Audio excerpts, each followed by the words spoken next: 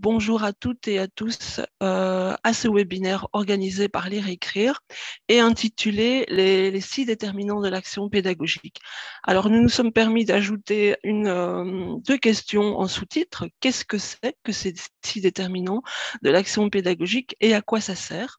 Et visiblement, pas mal de personnes sont curieuses de l'apprendre puisque nous étions juste à 13 heures déjà 135 inscrits. Peut-être que tout le monde ne sera pas là parce qu'il y a beaucoup de soleil à l'extérieur et que c'est très tentant, mais voilà. Pour ceux qui sont avec nous, un grand merci de nous avoir rejoints. Alors, pour parler de ces grands déterminants de l'action pédagogique, nous allons accueillir un concepteur, un des deux concepteurs, des deux initiateurs de ce modèle théorique, Daniel Faux, qui est directeur de l'UAFA, unité d'apprentissage et de formation continue des adultes dépendant de l'Université de Liège. Le second co-auteur étant Cédric Danse, mais qui ne sera pas là avec nous aujourd'hui. Nous avons par contre le plaisir d'accueillir aussi Virginie Jamin, qui est doctorante et assistante au sein de la même unité. Alors, Daniel Faux et Cédric Danse ont écrit cet ouvrage qui s'appelle Comment favoriser donc l'apprentissage et la formation des adultes, un ouvrage qui a déjà été édité en 2015 et qui vient d'être réactualisé cette année, si je ne me trompe pas. Et donc, c'est dans cet ouvrage qu'il présente ces grands déterminants de l'action pédagogique qu'il décline en fait en 6 paramètres qui permettent de baliser toutes les ressources qui sont à la disposition d'un formateur pour concevoir, préparer une formation, la mener et également l'évaluer. Alors, pourquoi est-ce que nous, sur le terrain de la formation des adultes en alphabétisation, on s'est intéressé à cette question? Je pense que ça fait une grosse dizaine d'années qu'on entretient une collaboration, un partenariat avec l'unité de Daniel Faux, et que l'on programme en fait ce travail de recherche, cette thématique au sein de notre programme de formation continue, parce qu'on estime en fait que c'est important de soutenir la professionnalisation à la fois de nos travailleurs salariés, à la fois des volontaires du secteur dans ce domaine, et également de proposer des ressources qui viennent en appui aux pratiques de terrain en alphabétisation des adultes. Alors récemment, nous avons aussi de notre côté formalisé nos pratiques, un certain nombre de pratiques, et édité notre cadre de référence, donc les balises pour l'alphabétisation populaire. Et pour nous, c'est aussi intéressant d'avoir tout ce travail de chercheurs pour venir appuyer ces outils, notamment les outils en matière d'évaluation que nous avons réalisés dans le cadre de ce cadre de référence. Voilà un peu pour le contexte, le fil rouge et le contenu de cet après-midi. Je vais bientôt céder la parole à Daniel Faux et Virginie Jamin, nos deux conférenciers, mais deux, trois petits mots de pratique. Je vois qu'ils apparaissent aussi à l'écran. Donc, bonjour Daniel et Virginie. Donc, deux, trois petits mots sur comment va se dérouler cet après-midi. Donc, on a consacré 2 heures d'échange ensemble jusque 15 heures. Après mon introduction, donc on va laisser la parole à Daniel et Virginie pour une grosse heure d'intervention, je dirais. Ensuite, nous allons passer à la session de questions-réponses. Alors, vous pouvez poser vos questions via le chat, qui est déjà actif, comme je le vois là, c'est au bas de mon écran, ou vous pouvez les poser en direct. Donc, les questions sur le chat seront synthétisées, catégorisées par ma collègue Louise Culot, qu'on rejoindra en fin d'intervention. Donc, on synthétisera quelques questions. On ne pourra pas répondre à toutes ces questions puisqu'on n'a que 2 heures et que nous sommes obligés de travailler en visioconférence. C'est toujours moins agréable. Et alors, il y a une série de questions aussi que vous pouvez poser en direct. Donc, je vous invite quand même à les écrire sur le chat. Et en fin d'intervention, il y a une petite icône où vous pouvez lever la main. On vous donnera la parole. Malheureusement, on vous donnera uniquement la parole et pas l'image parce ça, on ne sait pas faire via notre plateforme. Donc, on essaiera de répondre à un maximum de questions et avoir une belle interaction quand même, je vais dire, via cette plateforme, cette visioconférence. Alors, Yannick Bailly, c'est notre technicien qui met l'ensemble de ce webinaire en boîte et qui va aussi mettre tout ça en ligne. Demain, ce sera en replay puisqu'on est enregistré et les supports de nos intervenants seront aussi disponibles ainsi que toutes les ressources dont on aura fait référence au cours de ces 2 heures. Voilà, je pense que je vais me taire. Je vais inviter nos 2 conférenciers à prendre la parole et donc je vous rejoins tout à l'heure dans une bonne heure, je vais dire. Voilà, c'est à vous. Merci Cécilia. Bonjour à toutes, bonjour à tous. Merci d'être présents si nombreux dans cette belle journée, cette belle après-midi, effectivement, comme le disait Cécilia. On va passer 2 heures ensemble autour de questions d'apprentissage et de pédagogie appliquée aux adultes.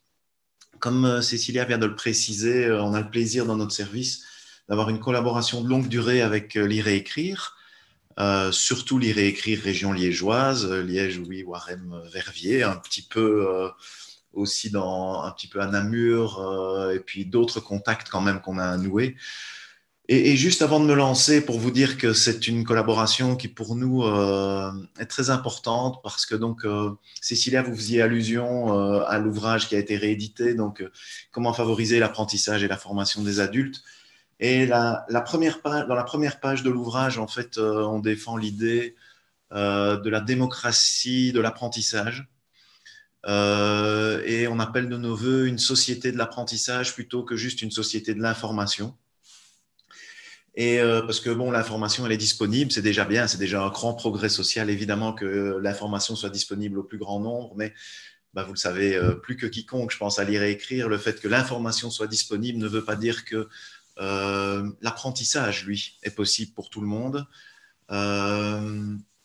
Pour nous, une démocratie de l'apprentissage, c'est une société dans laquelle chacun et chacune, quel que soit son genre, et on sait qu'il y a beaucoup d'inégalités entre les hommes et les femmes de ce côté-là, qu'ils soient demandeurs d'emploi ou travailleurs, qu'ils soient ouvriers ou cadres, quelle que soit évidemment sa nationalité, son origine, sa religion, etc., que chaque citoyen puisse avoir droit à des apprentissages qui sont pertinents pour lui et pertinents pour son contexte.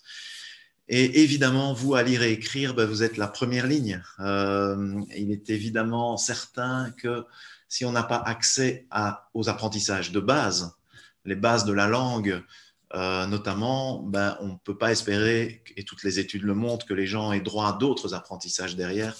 Donc pour nous, c'est vraiment important d'essayer de vous soutenir, d'être à vos côtés. J'espère que ces 2 heures qu'on va passer ensemble vous seront utiles. Nous ne travaillons pas en alpha ni en fleu, hein, on ne donne pas des formations dans ce domaine-là. Donc voilà, on ira chercher des exemples là parce que par contre, on a donné pas mal de formations à des personnes de lire et écrire. Donc on a tout un répertoire d'exemples et le livre en est plein d'ailleurs.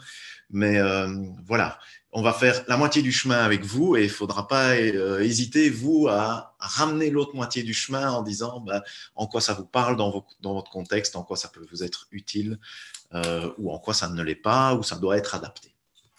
Voilà, ça c'est pour l'intro. Donc, merci également aux organisateurs d'avoir organisé tout cela. Alors, ce n'est pas la dia qui devait apparaître. Je vais donc vous partager mon PowerPoint. Et donc, je vais reprendre la dia de titre. Donc, de ce webinaire du 31 mai que j'ai le plaisir d'animer avec ma collègue Virginie, qui a été l'organisatrice, le contact pour l'organisation de ce webinaire. Merci Virginie. Et donc, on l'a appelé très simplement comment favoriser l'apprentissage des adultes. On a déjà eu un peu de teasing avec Cécilia, puisqu'on sait qu'il va être question notamment des 6 déterminants de l'action pédagogique avec des adultes. Alors, compte tenu du fait qu'on est dans quelque chose qui est à distance, donc on va quand même essayer d'avoir des interactions ensemble. Et pour vous inviter à être dans une posture active, je vous propose, si vous êtes d'accord, de prendre une feuille qui va vous servir de fil rouge à vous pour votre réflexion, de la diviser en 3, si vous avez une feuille sous la main, Et j'imagine que dans la salle, bah, il y en a pas mal d'entre vous, peut-être pas tous, mais la majorité qui animaient ou qui donnaient des cours, qui animaient des séquences d'alphabétisation, de français langue étrangère, peut-être d'autres spécialités. Il y en a peut-être qui démarrent dans la fonction, je ne sais pas, mais en tout cas, je vous invite à vous remémorer quelque chose que vous avez fait récemment, une séquence que vous avez animée récemment, un cours que vous avez donné dernièrement sur un sujet ou l'autre, et d'écrire dans la colonne de gauche les choix que vous avez opérés. Donc, quand vous avez animé cette séquence, je ne veux pas trop déflorer le sujet, mais vous avez posé un certain nombre de choix, quoi. Comment vous alliez vous y prendre, quelle durée, quel support, qu'est-ce que vous avez dit aux personnes, comment vous y êtes pris, et de noter quelques mots-clés sur les choix que vous avez opérés, vous, en tant que formateur, formatrice, à lire et écrire. Si d'aventure, il y avait des personnes, parce que ça arrive parfois dans les formations, qui n'ont pas encore eu l'occasion de donner leur première formation, par exemple, ou ça remonte à loin, bah peut-être souvenez-vous de ce que vous avez suivi comme apprenant. Ça peut marcher aussi. Quels ont été les choix posés par la personne qui proposait la formation. Et donc, je vous propose d'écrire quelques mots-clés à gauche. Ça va, ma consigne est suffisamment claire. Je me fie à Cécilia, c'est le seul visage que je vois, à part Virginie.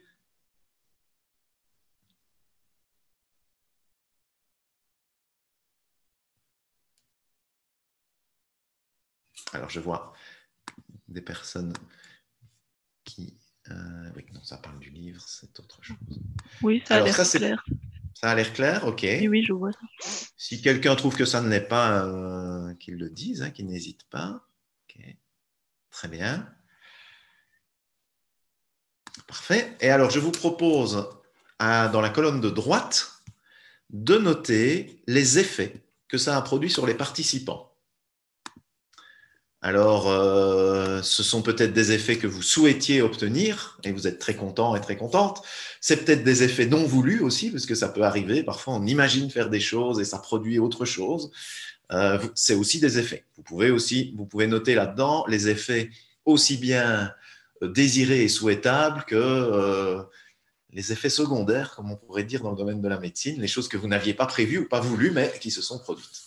À gauche, les choix, à droite, les effets. Et là, vous faites une petite liste aussi.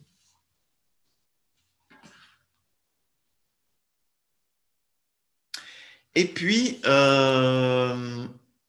après, on va laisser la colonne du milieu vide, parce que c'est justement la colonne des 6 déterminants. Et là, on va réfléchir ensemble sur qu'est-ce qu'on peut mettre en place pour que les choix qu'on pose donnent les effets qu'on souhaite. Voilà, ça va être ça l'objet de la conférence, mais je vais d'abord un peu détailler choix et effets pour intégrer les déterminants dans leur contexte. Est-ce que vous avez eu l'occasion de mettre une liste de chaque côté ?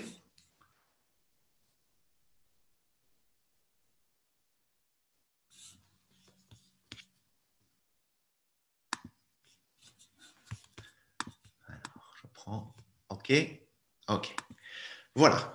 Donc, remarquez au passage que ce triptyque-là, choix, effet et au milieu déterminant, ça marche pour tous les métiers. Je ne sais pas, moi, avant de venir, je pensais au métier de kiné.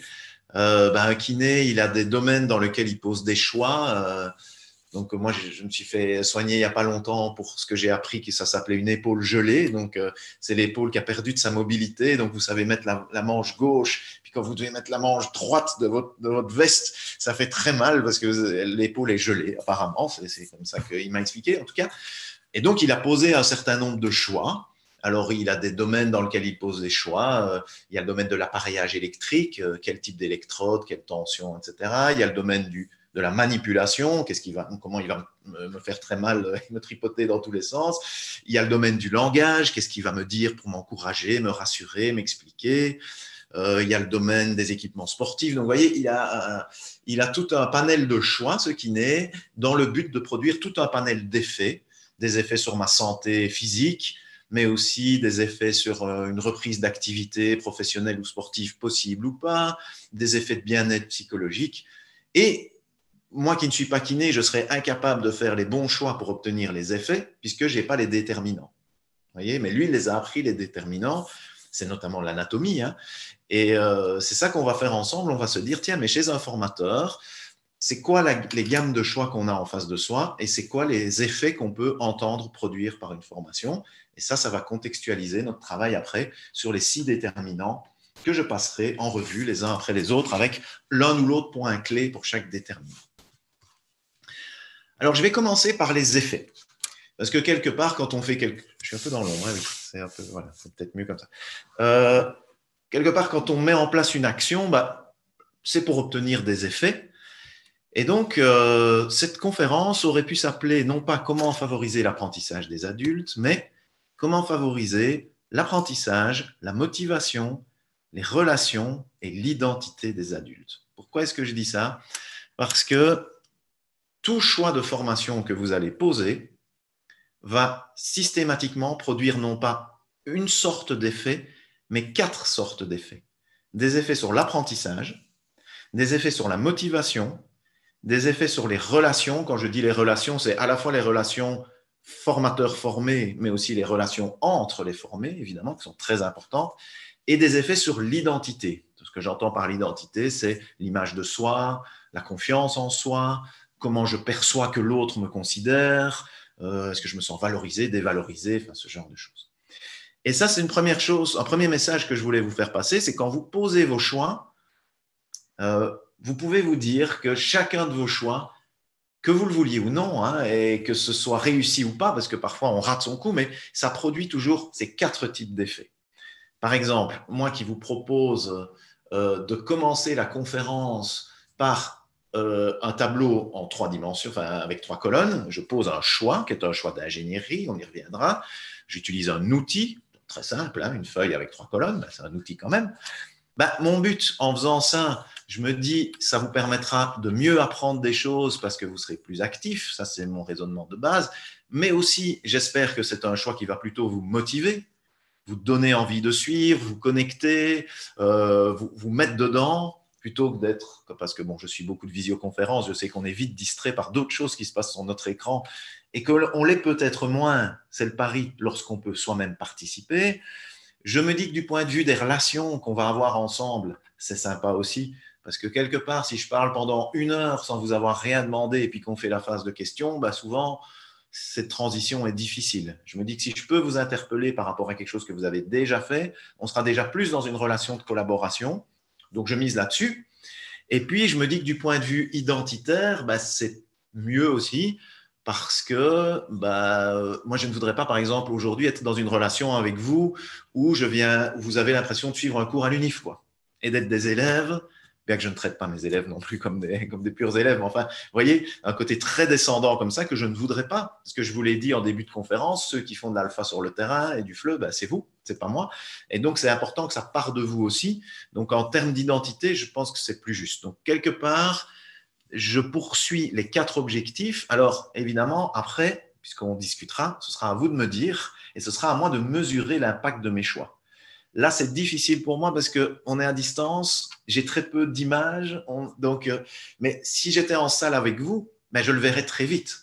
Je verrai si vous êtes motivé ou pas, ou si vous avez déjà décroché. J'essaierai de voir dans vos regards si vous êtes dans une relation ouverte ou si vous êtes comme ça en train de vous dire qu'est-ce qu'il me veut, pourquoi il veut que je remplisse. Moi, je suis ici pour suivre une conférence, j'ai pas envie qu'il parle et qu'il fasse l'expert, et puis c'est tout. Hein. Vous voyez, ici, c'est plus dur de le piloter. Il n'empêche qu'il faut toujours, tant que faire se peut, essayer de contrôler ces 4 paramètres, parce que la règle, c'est que si on laisse tomber un des 4, il va nuire aux 3 autres. Donc, par exemple, je vais prendre un autre exemple. Je vais prendre un exemple plutôt dans le FLE, là. FLE ou alpha, ça peut marcher. Une séquence de formation qui est consacrée à l'apprentissage de l'imparfait. D'accord. Et la formatrice avec qui je travaille est allée prendre des ressources, parce que je sais que vous avez des sites où il y a des idées, etc. Et sur un de ces sites, elles voient une séquence pédagogique et ça consiste notamment à commencer par faire écouter la chanson « On savait » de la Grande Sophie, si vous voyez ce que c'est, une chanson où il n'y a que des verbes à l'imparfait. On peut utiliser aussi « Changer la vie » de Jean-Jacques Goldman, hein, si on veut. Enfin, voilà, des chansons où il y a plein d'imparfaits. On fait écouter et puis on demande aux personnes de fluorer les verbes à l'imparfait. Et puis, on regarde si les gens ont bien trouvé. Et puis, on échange ensemble des souvenirs, puisque l'imparfait est le langage, le temps privilégié pour les souvenirs. De nouveau, le choix peut être judicieux ou pas. Moi, je trouvais ça super, parce que j'ai essayé la séquence. J'étais un des cobés de la séquence. J'ai trouvé ça vraiment très chouette. Évidemment, je n'étais pas en vraie situation. L'imparfait, je le connais déjà, mais quand même, j'ai trouvé ça vraiment beau. Maintenant, voilà, selon les fois, ça va réussir ou rater. Exemple.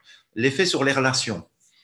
Il faut questionner l'effet qu'on veut avoir sur les relations. Là, la formatrice m'a dit, je sens que c'est un groupe où c'est encore un petit peu, c'est comme mon épaule, là c'est encore un peu gelé entre eux, mais ça commence à se dégeler. Donc je me dis que c'est le bon moment de leur faire échanger des souvenirs. Ça va un peu déglacer, vous voyez un peu l'idée. Mais voilà, il faudra voir. Est-ce que ça a eu cet effet-là sur les relations ou au contraire, ça a crispé les gens qui se sont dit « Ouh là là, mais moi je ne suis pas là pour parler de mes souvenirs, c'est pas une psychologie de groupe ici, donc je n'ai plus envie. » Donc il faudra voir aux 4 niveaux si on a réussi son coup. Parce que mettons que ça ait un peu effrayé les gens du point de vue relationnel, du coup, ils ne veulent plus travailler, ça leur fait peur, ils perdent en motivation, ils n'apprennent plus rien, ils ne se sentent pas bien identitairement. Vous voyez, quand vous en loupez un, ça tire les 3 autres vers le bas. Donc ça, c'est un premier élément. Et donc, s'il faut résumer, en gros, ce qu'on cherche à faire en général, c'est faire des choix sur le plan de l'apprentissage qui permettent aux participants d'apprendre des choses. Ça permet normalement, ce qu'on cherche, c'est soutenir la motivation, l'engagement, l'envie d'être présent, de ne pas décrocher, c'est le deuxième point. On essaye de faciliter des interactions positives entre les personnes où elles se sentent reconnues, appréciées par les autres, où elles osent aller vers les autres. Et ça, je sais que, notamment dans les cours d'alphabétisation, c'est toute une question. Hein, est-ce qu'on fait des duos, des sous-groupes, est-ce qu'on fait de l'interculturel ou de l'intergenre ou pas. Enfin, c'est des choix assez stratégiques.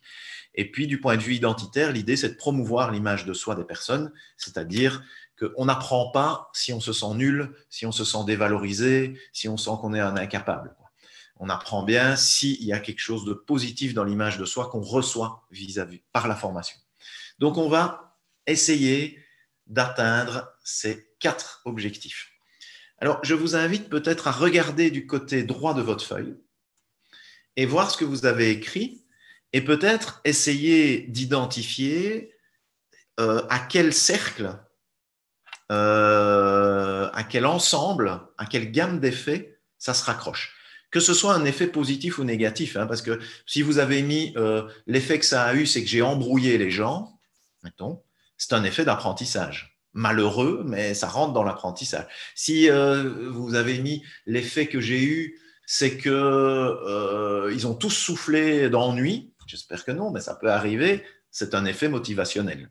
D'accord? Triste, mais motivationnel quand même.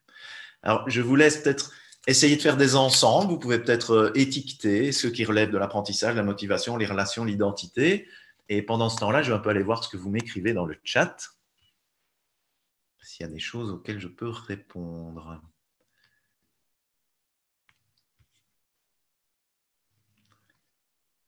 Oui. Ok, d'accord. Ce sont des questions plutôt techniques jusqu'ici. Alors, est-ce que vous retrouvez dans la colonne de droite un peu les familles?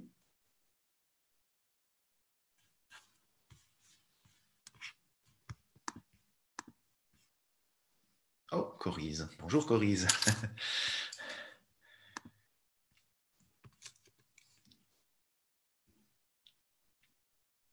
Est-ce que quelqu'un souhaite réagir? Vous pouvez, hein, à ce stade. Je sais que les questions sont prévues à la fin, mais on peut un petit peu entremêler les choses. Donc, lorsque Marianne écrit favoriser le travail collaboratif, faciliter des interactions, c'est effectivement un effet socio-relationnel. Et je peux faire des choix en fonction de ces effets socio-relationnels. Me dire, tiens, je vais plutôt… oui, je vais leur faire échanger des souvenirs, ça, ce sera positif pour les relations. Je crois que dans le cadre de la chanson, c'était voulu, quoi. J'ai une libération de la parole. Alors, une libération de la parole, c'est relationnel. Alors, ça peut être porté par la motivation aussi. Peut-être qu'il y a eu un effet motivationnel. J'écoute une chanson, hein, je reprends cet exemple. C'est chouette, ça me met dans une bonne ambiance. J'ai plus envie de parler. Mais c'est quand même, si j'ai envie de parler aux autres, c'est quand même une relation avant tout. Donc, je pense que c'est un effet positif, a priori, sur le plan relationnel. Et Sandrine, oui, chaque choix a d'office les 4 effets. Ça me paraît vraiment une base à considérer. Alors que parfois, moi, le formateur, je me dis, oui, je vise cet effet-là en priorité, mais ça va avoir un effet sur les 4. Je vous raconterai quelques aventures malheureuses qui me sont arrivées, si vous voulez, après, avec les gammes d'effets. Allez, je vous en raconte quand même juste une que je raconte assez classiquement, mais qui m'a marqué. Parce que vous assistez. J'utilise avec des participants de très bas niveau scolaire un exercice de groupe sur base de Lego. Il faut faire une tour en Lego, c'est pour observer les phénomènes de groupe. Donc, du point de vue de l'apprentissage, c'est un exercice qui marche très bien, qui a toujours très bien marché. On doit faire une tour de X mètres de haut, etc. Du point de vue de motivationnel, ça marche très bien parce que c'est fun. On est là, il y a la tour qui s'écroule, on la remonte, on rigole, tout marche bien. C'est de l'expérientiel, c'est chouette. Du point de vue relationnel, ça marche très bien. Mais la première fois que je l'ai fait dans un groupe où il y avait très peu de formation, ils l'ont très mal vécu du point de vue identitaire, cet exercice-là. Et je crois que vous devinez pourquoi. Vous voyez ce qu'ils m'ont dit? En gros,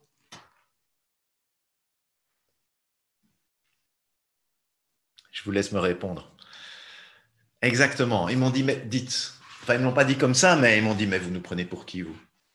Vous croyez que… Oui, c'est ça, hein, on est des enfants parce qu'on n'a pas dépassé un haut niveau d'études, donc vous nous faites des Legos, quoi. Voilà. Et donc, il a fallu que je révise ma copie. Et c'est ce que je vais vous expliquer maintenant. C'est que vous avez les 4 gammes d'effets. Donc, les effets d'apprentissage, je les appelle didactiques, hein, pour utiliser un adjectif. Donc, didactique. Je ne sais pas si vous entendez Daniel, mais moi, je l'ai perdu. Voilà. Voilà. En plein vol, là. Coupé En en plein plein vol. vol. Ce n'est pas que chez toi, hein, on a perdu aussi notre collègue, mais voilà, elle est revenue en même temps. Bon, voilà. On continue, tout le monde nous attend. Allons-y. On y va. Donc, désolé pour cette coupure, je reviens parmi vous. Donc, je disais, il n'y a que 3 domaines dans lesquels on peut puiser. Donc, ça, c'est vraiment très chouette puisque finalement, le métier de formateur se résume à 3 paramètres, 3 gammes de choix. Mais évidemment, il faut toute une vie pour les maîtriser. C'est ça qui est un peu embêtant. Mais sinon, c'est assez facile à conceptualiser. Et donc, ça veut dire, je fais déjà la conclusion du raisonnement avant, que si à droite, vous n'avez pas l'effet que vous vouliez, par exemple, moi, j'ai vexé des gens avec mes Lego, eh ben, j'ai 3 gammes de choix dans lesquelles je dois me rectifier. Et c'est ces 3 gammes de choix. Donc, au moins une. Peut-être si j'étais vraiment mal fait mon boulot, il faut que je change les 3, mais c'est tout. Il y a 3 paramètres. Et ces 3 gammes de choix, je vais vous les expliquer. Puis au centre, après, il y aura les 6 déterminants. Les voici sur votre écran. Et c'est ce que vous avez mis à gauche dans vos choix normalement. Vous avez des choix que vous allez faire en termes de contenu, donc de quoi vous allez parler, quel va être le sujet de votre leçon, quel est le sujet avec moi de la conférence, etc. Les choix de contenu, les choix d'ingénierie, quel support, comment on installe l'espace des participants, la durée qu'on va consacrer, est-ce qu'on va utiliser une chanson ou un film ou un manuel de grammaire, pour rester sur cet exemple-là. Et puis la 3e gamme de choix, c'est le langage. C'est comment on va s'exprimer, comment on va réagir, comment on va donner des consignes, comment on va faire du feedback, comment on va discuter avec les personnes. Donc ça, avec ces 3 trucs-là, je fais tout mon métier de formateur, quel que soit le sujet. Donc, autrement dit, si je reprends le raisonnement général,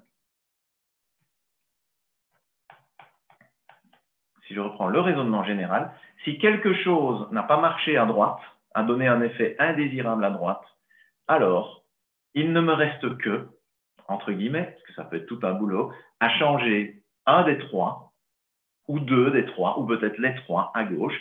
Concrètement, pour rester sur l'exemple de mes Lego, ce que j'ai fait, c'est que j'ai transformé les trois. J'ai d'abord transformé l'ingénierie pédagogique, donc le groupe suivant que j'ai eu, et de nouveau, c'était un groupe infrascolarisé. Je suis passé au CAPLA. Alors, ça n'a l'air de rien, mais passer des... Alors, je ne sais pas si vous voyez, les CAPLA, c'est ces petites lattes en bois. C'est aussi un jouet, hein, comme le Lego, mais c'est un jouet plus noble, et donc voilà, c'est mieux. On se sent plus adulte avec des CAPLA. J'ai un peu travaillé mon langage.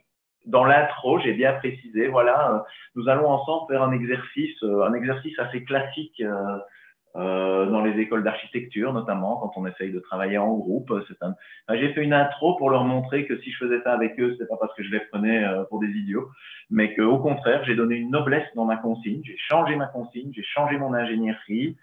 J'ai un tout petit peu adapté les contenus aussi pour leur dire que pour redonner les grands phénomènes de groupe qu'on allait pouvoir voir. Et hop, je n'ai pas jeté le bébé avec l'eau du bain. Ça, mais j'ai gardé l'essence de mon exercice, mais j'ai dû changer du langage, de l'ingénierie, beaucoup, du contenu, un petit peu. Donc ça, c'est... Alors, je vais prendre un petit dia que Virginie m'a fait. Alors là, vous voyez qu'on va passer dans un langage un tout petit peu plus marketing. Ça illustre, mais c'est quand même assez bien vu. Voilà, donc comment ça marche? C'est très, très joli, Virginie, hein, d'ailleurs. 4 gammes d'effets au centre qui sont générés par 3 gammes de choix, contenu, ingénierie, langage. Et comme le dit Virginie, ce que ça a de chouette, c'est que c'est un outil efficace. C'est Virginie qui le dit. 4 gammes associées à 4 logiques, 4 gammes d'effets et 3 ressources fondamentales. Et je m'en sers comme aller-retour. Donc, ça me sert à réfléchir à ce que je vais mettre en place. Je me dis, tiens, je vais utiliser la chanson de la grande Sophie, mais qu'est-ce que ça va avoir comme effet sur l'apprentissage, sur la motivation? Oui, ma consigne, je vais la tourner comme ça. Je réfléchis aux 4 gammes. Et ça permet la posture réflexive parce que après, je regarde ce que ça a donné. Et si ça n'a pas donné ce que je voulais, je change. Je change la consigne, je change le support. Voilà. Je pourrais vous donner pas mal d'exemples si vous le souhaitez. Et donc, voilà, en précisant que ce n'est pas une garantie de réussite, hein, évidemment. On progresse par essai et erreur. Bon, c'est pareil pour mon kiné avec mon épaule, hein, ça n'a pas marché tout de suite non plus. Et il me demande comment je me sens, et puis il adapte ses massages aussi. Et donc, c'est pareil dans notre métier. Juste pour terminer cette première partie de la conférence, vous précisez que les choix, je reviens un petit peu en arrière, ils peuvent être micro, méso ou macro. Je veux dire que prenons le langage, hein, je vais prendre à droite. Le choix de langage, ça peut être un mot plutôt qu'un autre. Et déjà, un mot plutôt qu'un autre, ça change souvent les effets. Il y a une étude assez célèbre où on propose à des gens qui ont des difficultés en mathématiques de faire un exercice avec des figures géométriques. Et à une partie du groupe, on dit que c'est un exercice de dessin, et à un autre, on dit que c'est un exercice de géométrie. Et tout le reste est pareil. Et ceux à qui on a dit que c'était un exercice de géométrie, pour ceux qui ne sont pas bons dans ce genre de choses, on voit les performances qui chutent. Juste parce qu'ils ont entendu géométrie et qu'ils sont effets identitaires, ils se sont dit, oh là là, effet motivationnel aussi, moi je suis nul en géométrie déjà, bon voilà. Et si on leur dit que c'est un truc de dessin, ça va tout de suite. Donc un mot. Maintenant, vous pouvez faire des macro-choix, par exemple, comment globalement, par exemple, moi, quel langage je vais avoir avec vous? Globalement, je fais quand même un choix de langage global qui ne serait pas le même que si je suis dans un colloque scientifique, qui n'est pas le même que si je suis avec mes étudiants et qui n'est pas le même que si je suis à table ce soir en famille. Je fais des choix de registre de langage et j'essaye de paramétrer un langage plus ou moins familier, plus ou moins professionnel, plus ou moins spécifique. Et ça vaut pour les 3 gammes de choix. Donc, par exemple, dans l'ingénierie, au milieu, choisir une chanson, c'est un macro-choix. Je choisis de travailler avec une chanson. Mais dans ce choix, la chanson, il y a quelle chanson je vais choisir, qui est un choix de plus petite ampleur, mais qui aura aussi son effet.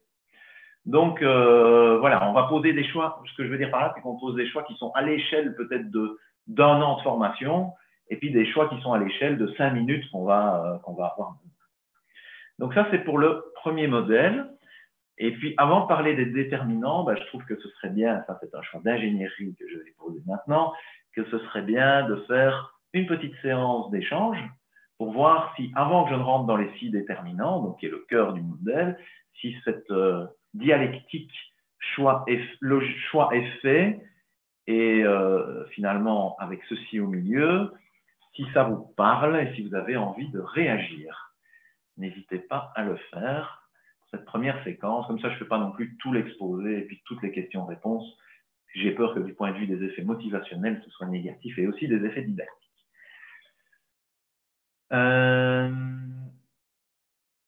Voilà, donc, alors s'il y a des réactions orales, allez-y, hein, puis je vais lire aussi ce que vous m'avez écrit.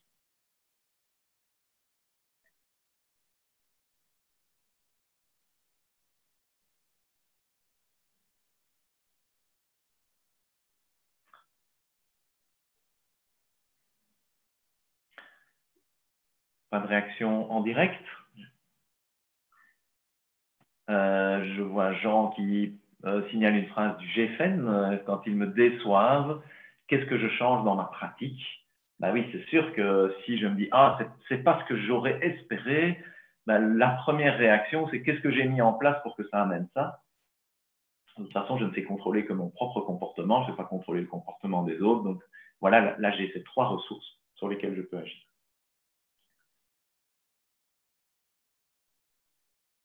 Alors, ok. Oui, je vais remontrer le triangle, d'accord. Je suis d'accord de ne pas les considérer comme des enfants. Oui, ça va être très important. Alors, Lina, les effets du langage sont également en termes d'inclusivité. Avec un journaliste qui, au lendemain des attentats de Bruxelles, a perdu une partie de son audience lorsqu'il a dit que cet événement avait bouleversé la vie de nos petites têtes blondes. Alors oui, effectivement, le langage, évidemment, est un outil majeur du formateur. Et je pense, alors il y a un grand débat souvent dans les formations, moi c'est un sujet que j'aime beaucoup, c'est la question de l'hétérogénéité des groupes. Et je pense qu'avoir un langage inclusif est une piste très importante pour l'hétérogénéité des groupes. Alors, il y a un langage inclusif du point de vue du genre, c'est souvent à ça qu'on associe le langage inclusif, mais vous pouvez élargir la notion de langage inclusif. Tout petit exemple personnel, je donne un cours qui s'appelle Méthodologie de la formation des adultes, et dedans, il y a des pédagogues et des psychologues qui suivent ce cours. Assez souvent, je fais mention des 2 publics. Et j'utilise des exemples des 2. Donc, je dis, voilà, ce que je suis en train de vous expliquer, bon, par exemple, vous êtes psychologue, vous intervenez dans un centre de santé mentale, voilà, et d'un autre côté, vous êtes pédagogue, et souvent, je rappelle aux 2 publics que je sais qu'il y a 2 publics. Et c'est vrai que c'est important de montrer dans son langage qu'on prend en compte l'ensemble du public qu'on a en face de soi. Et donc oui, les hommes et les femmes, bien sûr, mais pas que. Oui, l'effet Rosenthal, tout à fait. Alors, est-ce qu'il est possible de dire que les apprenants apprennent un niveau micro, méso et macro? Je ne sais pas, Marianne. Qu'est-ce que vous voulez dire par là? Est-ce que vous voudriez préciser votre question pendant que je remontre le triangle? Voilà. Marianne, vous voulez faire un commentaire complémentaire? Ah, vous ne voyez pas les questions, vous? Si, non? C'est peut-être parce que ça défile un peu vite.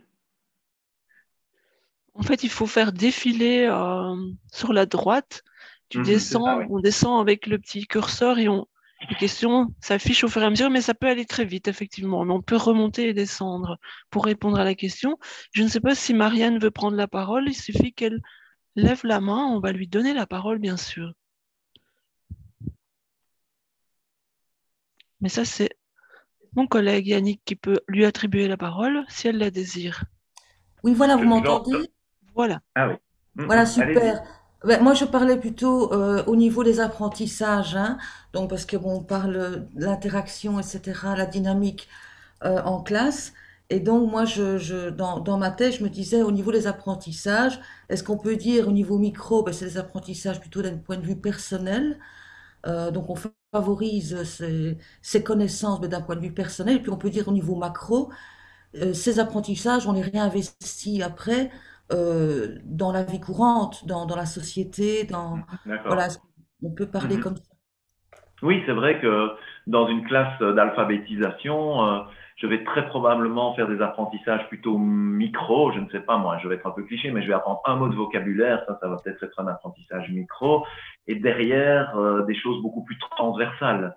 M'exprimer, me débrouiller, répondre à quelqu'un, être dans une interaction. Donc oui, certainement qu'on peut aussi déplier les niveaux d'apprentissage chez les participants. Et peut-être, enfin, j'espère que j'ai bien répondu à la remarque, hein, que j'ai bien compris. Et je voudrais rebondir sur ce que Anne nous dit. Donc, elle nous dit, si je comprends bien, il faut toujours vérifier si les quatre gammes d'effets, si les quatre effets sont rencontrés et viser l'équilibre. Tout à fait. Et d'ailleurs, je vais vous faire une petite proposition, c'est que la prochaine fois que vous travailleriez sur une séquence en équipe ou à deux, que vous conceviez un cours, souvent nous avons nos petites préférences. C'est-à-dire, il y a des gens qui tout de suite raisonnent en logique motivationnelle, qui vont vous dire « Ouais, j'ai entendu une chanson, c'est vraiment chouette, il faudrait l'utiliser. » Ah oui, et pour faire quoi? Va demander celui qui aime bien la logique d'apprentissage. Pour apprendre quoi? Oh, je n'en sais rien, mais j'aurais vraiment envie de l'utiliser. Ouais, moi, ça m'arrive, vous voyez, je vois des films et je me dis, ah, ça, faut que je l'utilise au cours, ce film. Je ne sais pas encore pourquoi, mais j'ai envie de l'utiliser. Là, je suis porté par une dynamique motivationnelle. Et puis, j'ai un collègue qui va me dire, oui, mais quel objectif d'apprentissage as-tu, Daniel, en faisant ça? Et là, je vais devoir me creuser. Et donc, souvent, dans une équipe, vous pouvez rechercher la complémentarité entre ceux qui raisonnent plutôt quelle dynamique créer entre les personnes, ceux qui raisonnent didactique, ceux qui raisonnent identité, ceux qui raisonnent motivation. Et c'est une belle manière d'arbitrer les dilemmes pédagogiques pour essayer que ce soit le plus porteur. Et alors, Corise, qui me demande comment l'utilises-tu comme outil réflexif sur le vif, ben, j'essaye de regarder ce qui se passe en fait et de faire des hypothèses en fonction des questions qui arrivent, du comportement non verbal des personnes. Et le plus facile à voir, c'est les effets motivationnels, hein, parce qu'il y a des gens qui ont l'air de décrocher, de se désintéresser. Donc, je teste des choses. Par exemple, quelque chose d'assez classique dans les formations que je fais souvent, quand je vois de la démotivation ou du décrochage, je passe à des exemples plus personnels. Donc, mettons, je fais une formation en gestion des conflits, pour un peu quitter votre domaine, gestion des conflits au travail, puis je vois que les gens, il y en a 2, 3 qui commencent à s'assoupir ou quoi, ben, je prends un petit exemple, monsieur, madame en couple, quoi. Vous voyez? Ou monsieur, madame, madame. Hein. Je prends un exemple de couple. Et tout de suite, un peu d'humour avec l'exemple de couple, et tout de suite, les gens se reconnectent, quoi. Maintenant, si je vois que ça ne suffit pas, je me dis, bah, peut-être que c'est la relation, quoi, qui va pas, et donc, voilà, je vais peut-être essayer de faire des sous-groupes pour voir si ça crée des choses différentes. Je peux aussi interpeller les personnes directement, hein. Mais on ne sait pas le faire tout le temps, quoi, hein. Donc, il y a une espèce de pilotage un peu au fur et à mesure avec des hypothèses qu'on se fait en observant. Sur l'apprentissage, ben, les questions sont très révélatrices, hein. Les questions te montrent où en sont les personnes, si elles ont l'air de suivre ou pas. Donc, voilà ce que je dirais comme ça dans un premier temps. Coris, j'espère que c'est satisfaisant. Merci à toi. Et donc, comme me dit Sandrine, d'où l'intérêt et le plaisir de travailler en co-animation, effectivement, parce qu'on ne vise pas souvent dans un duo la même bulle d'effet. Donc, on peut aller chercher de la complémentarité.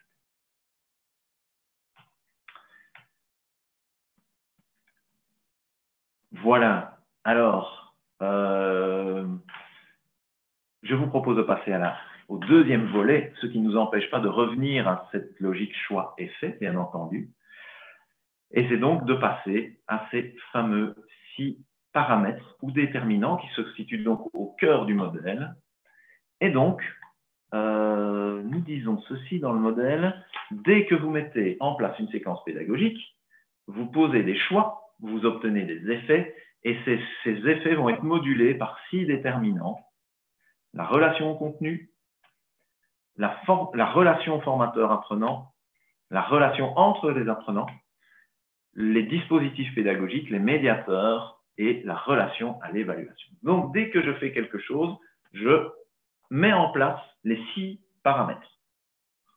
Parfois en étant très conscient de ce que je fais, parfois sans le faire exprès. Mais je mets en place les 6. Ça vaut pour n'importe quel acte pédagogique. Dans une formation, une personne m'a demandé, ben, moi, monsieur, j'aimerais apprendre à mon mari à bien essuyer la vaisselle. Parce que c'est un truc qui m'embête dans notre couple depuis longtemps. Il n'essuie pas bien la vaisselle. Ça laisse des traces sur les assiettes. Après, on remet les assiettes dans l'armoire. Après, on les sort. C'est pas bien essuyé. Je trouve ça déplaisant. C'est pas propre et tout. Est-ce que je mets en place les 6 déterminants de l'action pédagogique? À votre avis, je regarde ce qu'on m'écrit. Oui, toujours du technique. Eh bien, oui, non. Oui, hein. Oui. Alors, c'est quoi la relation au contenu? La relation au contenu, on va traiter de comment accrocher un apprenant à son contenu. Comment est-ce qu'il trouve de l'intérêt? Alors, premier défi pour cette personne qui m'a posé la question avec son mari, attirer l'intérêt du mari sur le sujet de la vaisselle à laver. Ça, à essuyer. C'est déjà pas gagné, parce que lui, il s'en fout, je pense. Donc, premier défi, arriver à faire de ça un contenu intéressant pour lui. Elle va mettre en place des stratégies, on verra si ça marche. Deuxième défi, est-ce qu'elle crée une relation? Ben oui, elle va devoir choisir. Est-ce qu'elle prend un ton professoral et expert en épidémiologie? Mon chéri, je vais te donner quelques notions de base en épidémiologie, je pense que tu vas comprendre. Ou est-ce qu'elle la joue intimité du couple? On est vendredi soir, c'est quelque chose dont j'aimerais te parler depuis longtemps. Bon, peut-être être un peu déçu que ce soit l'essuyage de la vaisselle. Voilà. Voilà, une certaine relation va s'instaurer. Est-ce qu'il y a une relation entre les apprenants? Alors là, ça dépend. Mais s'il y a des enfants dans le jeu, qui eux aussi n'essuient pas bien la vaisselle, ou bien qui vont prendre la défense de l'un ou l'autre parent, il peut y avoir une belle dynamique de groupe qui se crée. Ça va se passer aussi. Est-ce qu'il y a un dispositif pédagogique? D'office, elle va devoir, cette dame, mettre en place un dispositif pédagogique. Alors, quel sera-t-il ce dispositif pédagogique? Est-ce qu'elle va utiliser un tableau de conférence, une petite projection PowerPoint, façon de conférence? Est-ce qu'ils vont en parler à table comme ça, relax? Est-ce qu'on va en profiter d'une petite promenade dans les bois pour en parler? Je n'en sais rien, mais on va définir un dispositif. On va utiliser aussi des médiateurs, parce qu'on n'est pas télépathe. Donc, si cette personne veut exprimer quelque chose à son conjoint, il faut bien qu'elle utilise le langage, c'est un premier médiateur. Peut-être va-t-elle utiliser une assiette pour des travaux pratiques, un essuie. Enfin voilà, il va falloir avoir des ressources sous la main. Et puis, le dernier paramètre, c'est la relation à l'évaluation. C'est que dès que vous apprenez quelque chose, il y a un rapport à l'évaluation qui se construit, c'est-à-dire comment est-ce que je me sens compétent, incompétent? Est-ce que j'ai un retour positif ou négatif sur mes performances? Donc, par exemple, imaginons ce monsieur bien intentionné va essayer une première fois de mieux essuyer la vaisselle. Et là, il va avoir un retour. Comment est-ce que son pédagogue, à ce moment-là, va gérer? Est-ce qu'elle va, tout en pensant pas moins, lui dire « c'est pas mal, il y a un progrès ».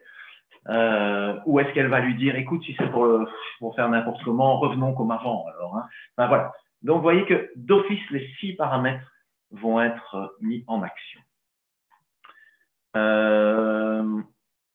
Voilà. J'espère que vous ne trouverez pas cet exemple cliché. Hein. C'est un peu, mais il est issu de ma pratique néanmoins. Il est vrai. Je reviendrai sur la différence entre dispositif et médiateur tout à l'heure, quand on les abordera. Alors bon, je vais prendre quelques points clés pour chacun des déterminants. Évidemment, on est dans une conférence format.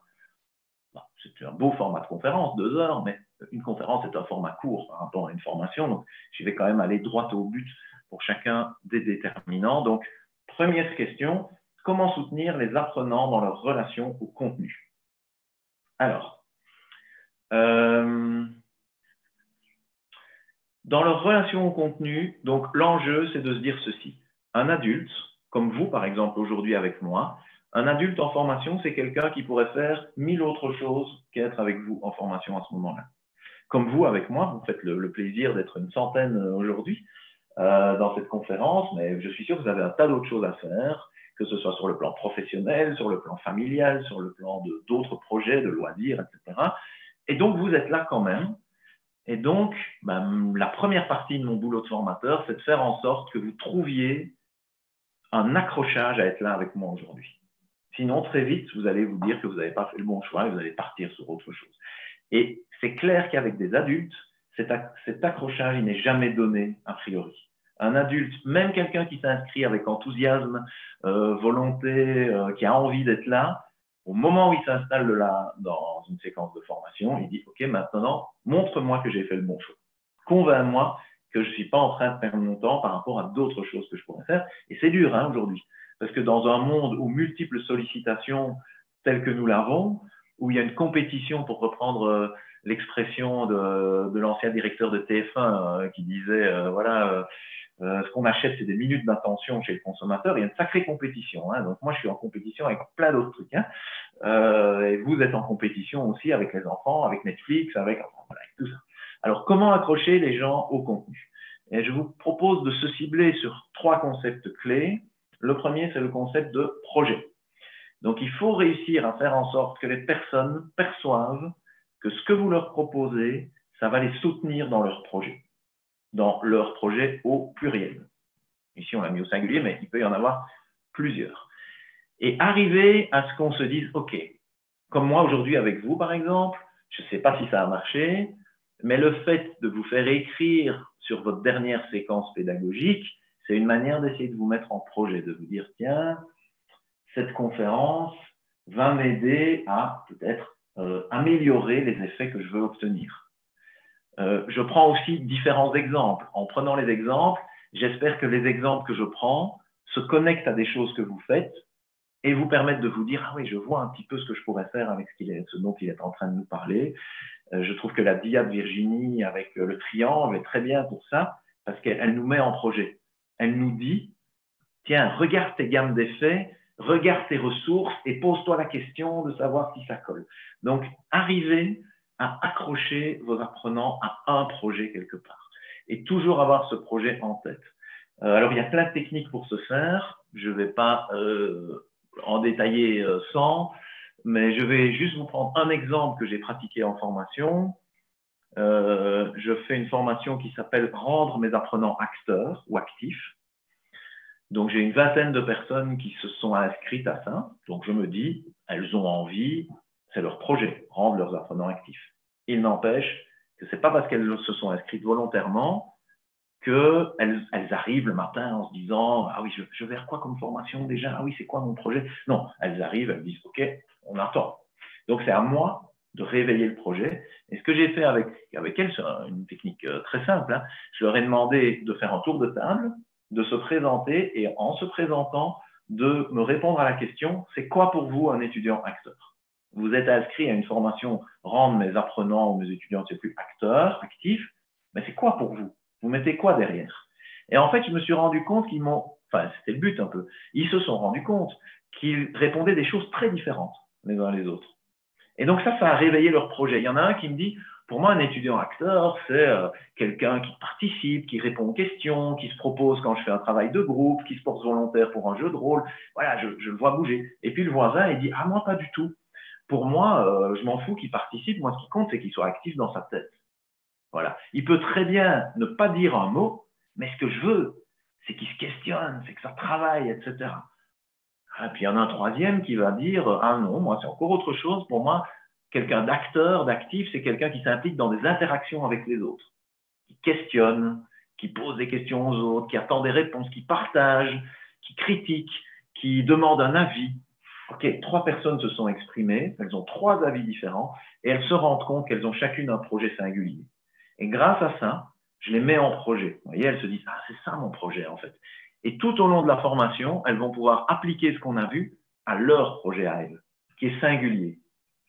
Donc, voilà, il y a plein d'autres manières de faire. Hein. C'est juste pour vous faire saisir le concept ici d'accrocher au projet. J'utilise parfois dans mes cours, je ne vais pas vous le montrer parce qu'on n'a pas le temps, mais l'extrait d'un film qui s'appelle Les Héritiers, je pense.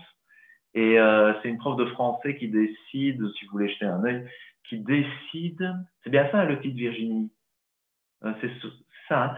Elle décide de faire participer sa classe, qui doit être une classe de terminale en France, à un concours sur la Shoah, sur les enfants de la Shoah. Et à la base, ils en ont rien à faire, quoi, les jeunes, de travailler sur la Shoah, de faire ce concours. Et elle fait tout un truc progressif où elle commence par leur demander c'est quoi la Shoah? Qu'est-ce que vous connaissez de ça? Et puis elle les fait progresser, les fait avancer là-dessus. Deuxième point, c'est faire sens. Alors, il y a 3 sens du mot sens en français. Est-ce que vous voyez desquels il s'agit? Parce qu'une formation qui fait sens, c'est Voilà, c'est vrai avec des ados aussi. Une formation qui fait sens, c'est la base. Hein. Si quelqu'un vous dit, moi, ça ne fait pas de sens, ce qu'on fait dans cette conférence, je ne trouve pas de sens, c'est que j'ai raté mon cours. Alors, est-ce que vous connaissez les 3 sens du mot sens? Ben, vous les connaissez, certains, mais... Alors, on va passer en revue. Il y a le sens signification. Donc, qu'est-ce que ça veut dire? Et là, c'est tout un travail sur l'explicitation des mots. Il y a le sens direction, c'est où va-t-on? Où est-ce qu'on veut nous emmener? Et le troisième, signification, direction, logique, je le mets toujours pareil, intérêt toujours. Alors, le sens sensation. Donc, les 5 sens, exactement. Donc, je vais juste vous montrer une petite dia qui parle de ça. Voilà. Votre formation, elle va essayer d'aider les gens à se demander où est-ce qu'il veut nous emmener, à quoi ça va me servir. Il m'apprend l'imparfait, mais à quoi ça va me servir de connaître l'imparfait? Est-ce que c'est pour échanger des souvenirs? Est-ce que moi qui ai pour projet de me présenter à des entretiens d'embauche, c'est utile l'imparfait dans un entretien d'embauche? Pour lire le journal de classe de mes enfants, c'est utile l'imparfait? Enfin, il y a un questionnement sur vers où ça va m'emmener d'avoir l'imparfait. Il va falloir qu'on se rencontre. Mais il y a aussi un truc sur la signification. Il va falloir qu'on comprenne quel sens ça a, qu'est-ce que ça veut dire. Et si on fait une explication de grammaire totalement obscure sur l'imparfait, ça n'ira pas aussi. Et puis, ce que j'espère aussi, et ça c'est très important, c'est que nous ne sommes pas que des cerveaux. Et j'espère que dans cette conférence, c'est le cas. J'espère que quand je prends des exemples, vous n'êtes pas juste en train d'essayer d'assimiler des concepts, mais que vous visualisez des scènes, que vous vous voyez en formation, que vous m'avez imaginé en train de me faire remballer avec mes Legos, que vous vous êtes vu en train d'animer une séquence avec une chanson, que vous avez ressenti des sensations, des odeurs, des sons, des vécus émotionnels où ça a été difficile avec tel groupe ou avec tel groupe c'était chouette, et que ça ne parle pas que à votre cerveau, mais que je peux avoir avec vous un discours qui parle aussi à vos 5 sens. C'est encore plus facile quand on utilise des films, quand on fait faire des jeux de rôle, etc. évidemment. Ici, dans le cadre d'une conférence, c'est beaucoup via mon langage que j'essaye d'activer les 3 sens du mot sens. Voilà. Et le dernier conseil sur le premier déterminant, c'est utiliser les déjà-là des apprenants. Alors, ça c'est un grand classique en psychologie cognitive. On sait qu'il faut toujours partir de ce que les apprenants savent déjà et mobiliser ce qu'ils savent déjà. Ce qu'on dit moins, c'est qu'il y a aussi du déjà ressenti, donc des prédispositions émotionnelles, et du déjà vécu. Donc, une séquence sur l'imparfait, elle doit réussir à mobiliser ce que les gens savent déjà de l'imparfait, même si c'est des bribes de connaissances. Il y a une prof de maths qui fait des choses très belles. Alors, comment est-ce qu'elle s'appelle, madame? Rappelle-moi, Virginie, tu vois de qui je parle, hein, la formatrice, là. Rappelle plus? Milice. Madame Milice, voilà. Elle dit, je collecte les miettes de savoir. Mon premier but, c'est collecter les miettes de savoir. Et je ne répondrai pas à une question si je pense qu'une partie de la réponse se trouve dans le groupe. Donc, elle pousse assez loin le déjà appris, que les gens ne savent même pas qu'ils savent. Mais aussi, il y a du déjà ressenti. Donc, vous allez dire, on va échanger des souvenirs. Il y a déjà des gens qui vont faire « Ah, génial, des souvenirs, super !» Et d'autres qui vont faire « Ouh là là, non, mais attends, moi, échanger des souvenirs, on ne va pas commencer des trucs comme ça, quoi. » Et vous devez en tenir compte aussi de ce déjà-là émotionnel. Oh mon Dieu, un exercice de géométrie, quelle horreur! Et du déjà expérientiel. Les gens ont déjà pratiqué l'imparfait, l'ont déjà entendu, ont déjà eu un feeling de ça. Donc, c'est mobiliser, c'est déjà là. Ça, c'est le 3e point important. Donc, si on résume 3 points clés sur la relation contenu, ce serait ça, lier au projet, donner du sens et prendre en compte des dispositions préalables. Et j'espère que vous percevez qu'ils sont en lien, évidemment. Donner du sens par rapport à un projet. Et un projet, il s'inscrit dans le futur, mais aussi dans le passé, dans d'où je viens. Donc, voilà, c'est un tout.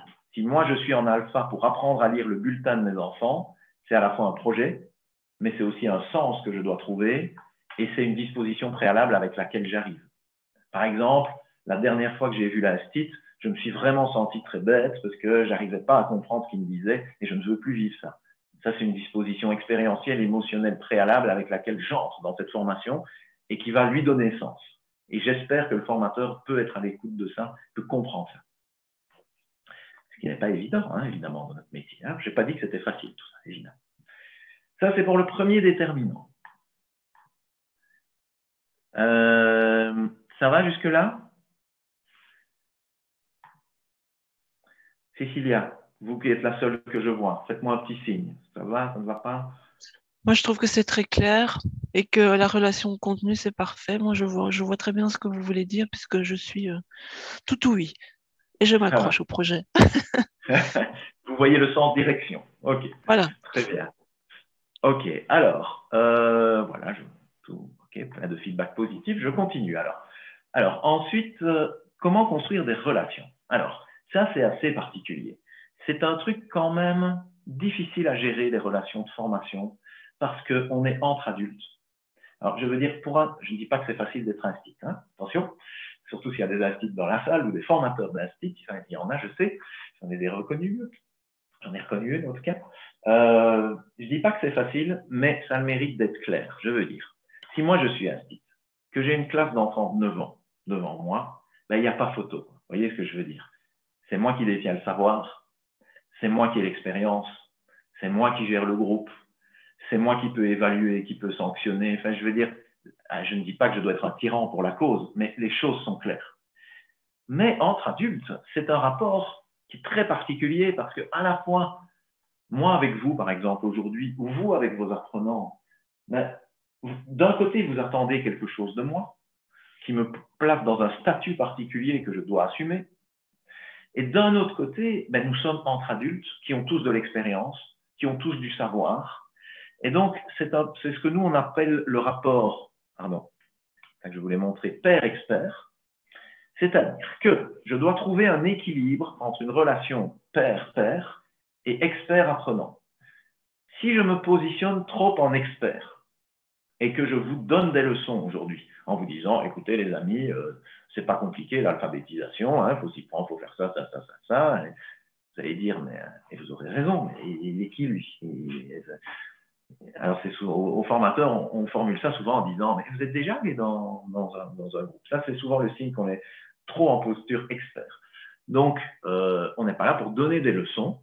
Au contraire, on est là pour tisser de la connaissance, du savoir ensemble. Comme je disais, moi, je fais un demi-chemin qui est de vous expliquer les choses, et vous faites l'autre demi-chemin à dire, OK, ce que vous me proposez là, voilà ce que moi j'en fais. Voilà ce que j'en comprends. Voilà comment j'ai envie de le modifier parce que c'est chouette ce que vous avez expliqué, mais moi, je ne le fais pas comme ça par contre. Donc ça, c'est, si je suis trop expert, je passe à côté de ça. Mais d'un autre côté, si je suis trop père et que je dis, je sais que vous avez chacun d'entre vous en vous de quoi résoudre tous vos problèmes, donc je suis juste là pour faire de la facilitation. Très vite, quelqu'un va me dire, mais faites votre job quand même. Hein, on vous a quand même engagé pour faire une conférence. Donc, il faut arriver à trouver ce rapport père-expert. Et si vous me permettez que je vous donne un exemple dans le domaine du langage, j'ai dû développer des stratégies qui m'ont fait beaucoup suer dans un sujet de formation qui s'appelle « Gérer les incidents au sein du groupe classe » ou « Gérer des incidents critiques dans un groupe de formation ». C'est un des sujets les plus casse-gueule qui soit. Pourquoi? Parce que d'abord, vous pouvez avoir des petits comiques qui créent des incidents critiques pour voir ce que ça donne. Bon, ça passe, mais voilà, ça peut être quelque chose de compliqué. Mais surtout, beaucoup de personnes viennent avec des questions du type moi, il m'arrive ça, j'ai un apprenant qui est à moitié psychopathe, mettons, qui terrorise tout le monde, qu'est-ce que vous feriez à ma place? Et ça, c'est vraiment la question hyper piège, qu'est-ce que vous feriez à ma place? Parce que si vous dites, écoutez, monsieur, c'est pas compliqué, moi, à votre place, je ferai ça, ben, vous êtes trop expert, il va vous dire, mais vous ne connaissez pas le type, vous n'êtes pas. Et si vous dites, ben, j'en sais rien, moi, vous faites quoi, vous? On dit, ben, j'en sais rien, c'est vous le formateur. Et donc, j'ai dû développer des stratégies de langage qui consistent à faire des phrases du style, bon, monsieur, si je comprends bien votre question, moi, je dirais que le type de situation dans laquelle vous êtes, c'est une situation où il y a un problème de leadership. Et quand il y a un problème de leadership, bah, il y a, donc ce que j'entends par un problème de leadership, c'est que vous avez une personne qui prend beaucoup de place et qui colore la dynamique du groupe. Et quand il y a un problème de leadership comme celui-là, moi, j'ai 3-4 stratégies. Et on va réfléchir un peu à ces 3-4 stratégies et vous allez me dire un peu laquelle vous semblerait la plus appropriée par rapport à votre contexte. Et là, je ne sais pas si vous avez vu, mais j'ai fait dans la même phrase, une longue phrase un peu, mais Un peu de père, un peu d'expert. Vous avez vu ça? J'ai essayé de tourner la phrase de telle sorte que les gens se disent à la fois, le gars fait son job, il assume sa position d'expertise, et d'un autre côté, il est à l'écoute, il est un père parmi les pairs qui construit avec les autres. Donc, je fais mon petit topo au début, et ça, c'est plutôt de l'expertise. Je dis problème de leadership, j'explique un peu ce que c'est le leadership. Je dis que j'ai 3-4 stratégies, donc les gens se disent « Ah, c'est chouette, il a des trucs à amener ». Et derrière, je dis « Je vais vous les expliquer et on va réfléchir à laquelle est la plus praticable dans votre contexte à vous ». Et là, on est à égalité. C'est même lui l'expert à ce moment-là. C'est lui qui va me dire, si je lui dis, par exemple, une stratégie consiste à, une stratégie très simple, un choix d'ingénierie, à diviser le groupe en sous-groupes, histoire que la personne qui prend beaucoup de place ne soit pas tout le temps dans le collectif. Et comme ça fait des vacances aux autres pendant les sous-groupes en plus. Et quand les gens reviennent des sous-groupes, ils ont un peu pris plus d'assurance parce qu'ils ont pu se développer en dehors de ce monsieur qui prenait beaucoup de place. Et là, vous utilisez la ressource langage et vous allez les chercher. Dès qu'il y a quelqu'un qui dit quelque chose, vous dites, vous pourriez répéter et tout ça. Et je vais lui expliquer mes stratégies. Mais lui, il est l'expert pour dire, oh, votre stratégie des sous-groupes, chez moi, ça je le sens pas, hein, j'aime pas les sous-groupes. Ok, c'est lui qui sait. Vous voyez, et on essaye d'équilibrer les postures père et expert. J'espère que cet exemple est clair. Ça, c'est dans la manière de se positionner. Mais c'est pareil dans l'ingénierie. Hein, donc, je ne sais pas moi, une leçon sur l'imparfait, vous êtes en position expert. Puis juste derrière, après, vous allez proposer aux personnes de faire des petits exercices où ils échangent des souvenirs. Et là, vous allez discuter avec eux et vous allez moins imposer une manière de faire, les laisser parler. En plus, ils sont les experts de leurs propres souvenirs. Donc, vous voyez, pas toujours non plus avoir le même type d'exercice, pas tout le temps père, pas tout le temps expert. Le deuxième point que je voulais vous amener, c'est prendre en compte l'insécurité des apprenants. Et après, j'irai voir vos commentaires. Apprendre, c'est chouette. Apprendre, c'est amusant. Apprendre, c'est excitant. Apprendre, tout ça. Mais apprendre, c'est fondamentalement insécurisant aussi. Et ça, c'est quelque chose que vous savez, je pense. Hein. Très bien. C'est pas pour faire du langage père que je dis ça, hein, pour me mettre dans le... Mais bon, voilà, vous savez comme moi que apprendre est insécurisant et qu'il y a plein d'insécurités liées à l'apprentissage. Il faut en tenir compte. Apprendre, c'est insécurisant parce qu'on se rend compte de son ignorance souvent quand on apprend quelque chose. Moi, quand je m'intéresse à un sujet et que je commence à chercher sur ce sujet sur Google, dans un premier temps, je me dis chouette, il y a plein de trucs, et très vite après, je me dis mon Dieu, mais je ne connais rien. Je me sens insécurisé. C'est insécurisant à cause du regard des autres. Vous avez remarqué, mais dès qu'on apprend quelque chose, qu'est-ce qu'on fait? Donc, la dernière fois que j'ai appris un truc, qu'est-ce que c'était? C'était dans des vacances en Bretagne, on m'a appris à faire du surf. Enfin, on m'a expliqué ce qu'était le surf. C'était assez pénible, hein, assez difficile. Qu'est-ce que j'ai fait très vite? Hop, hop, j'étais dans un groupe, j'ai regardé les autres, j'ai commencé à me faire plein de raisonnements. Je me suis dit, est-ce qu'ils y arrivent plus vite que moi? Parce que moi, j'arrive pas à me mettre debout sur la planche. Dans la mer, sur la plage, ça allait, mais dans la mer, j'y arrivais pas. Puis je commence à me faire des raisonnements sophistiqués. Je me dis, mais merde, le grand Hollandais, là, il y arrive, alors que pourtant, il est plus grand que moi, donc il a un centre de gravité plus haut, donc ça devrait être plus dur pour lui. C'est pas normal que moi, j'y arrive pas aussi vite que lui. Est-ce que je suis vraiment nul? Hop, la comparaison, le regard des autres. Est-ce que le moniteur m'a vu? Juste au moment où je me vautrais lamentablement, où je fais un peu semblant de m'être débrouillé. Voilà, vous voyez un peu l'idée. Regard des autres. Ignorance. Identité. Quand j'apprends quelque chose, je change d'identité aussi. L'apprentissage ça c'est clair, l'apprentissage de la parole, l'apprentissage de l'écriture, par exemple, c'est changer d'identité. Qui est-ce que je deviens si je deviens quelqu'un qui sait écrire, qui commence à regarder les factures, qui commence à s'intéresser au compte du ménage, alors que je ne le faisais pas avant? Ça génère aussi toutes des choses à gérer. Et donc, le message que je voudrais vous faire passer, c'est nous les formateurs et les formatrices, nous ne sommes pas juste des personnes qui amenons du savoir, mais nous accompagnons des changements. C'est ça le métier de formateur. C'est pas juste j'ai des gens en face de moi et ils restent pareils, sauf que je leur ai ajouté une petite connaissance dans un coin du cerveau. Non, le savoir est transformant.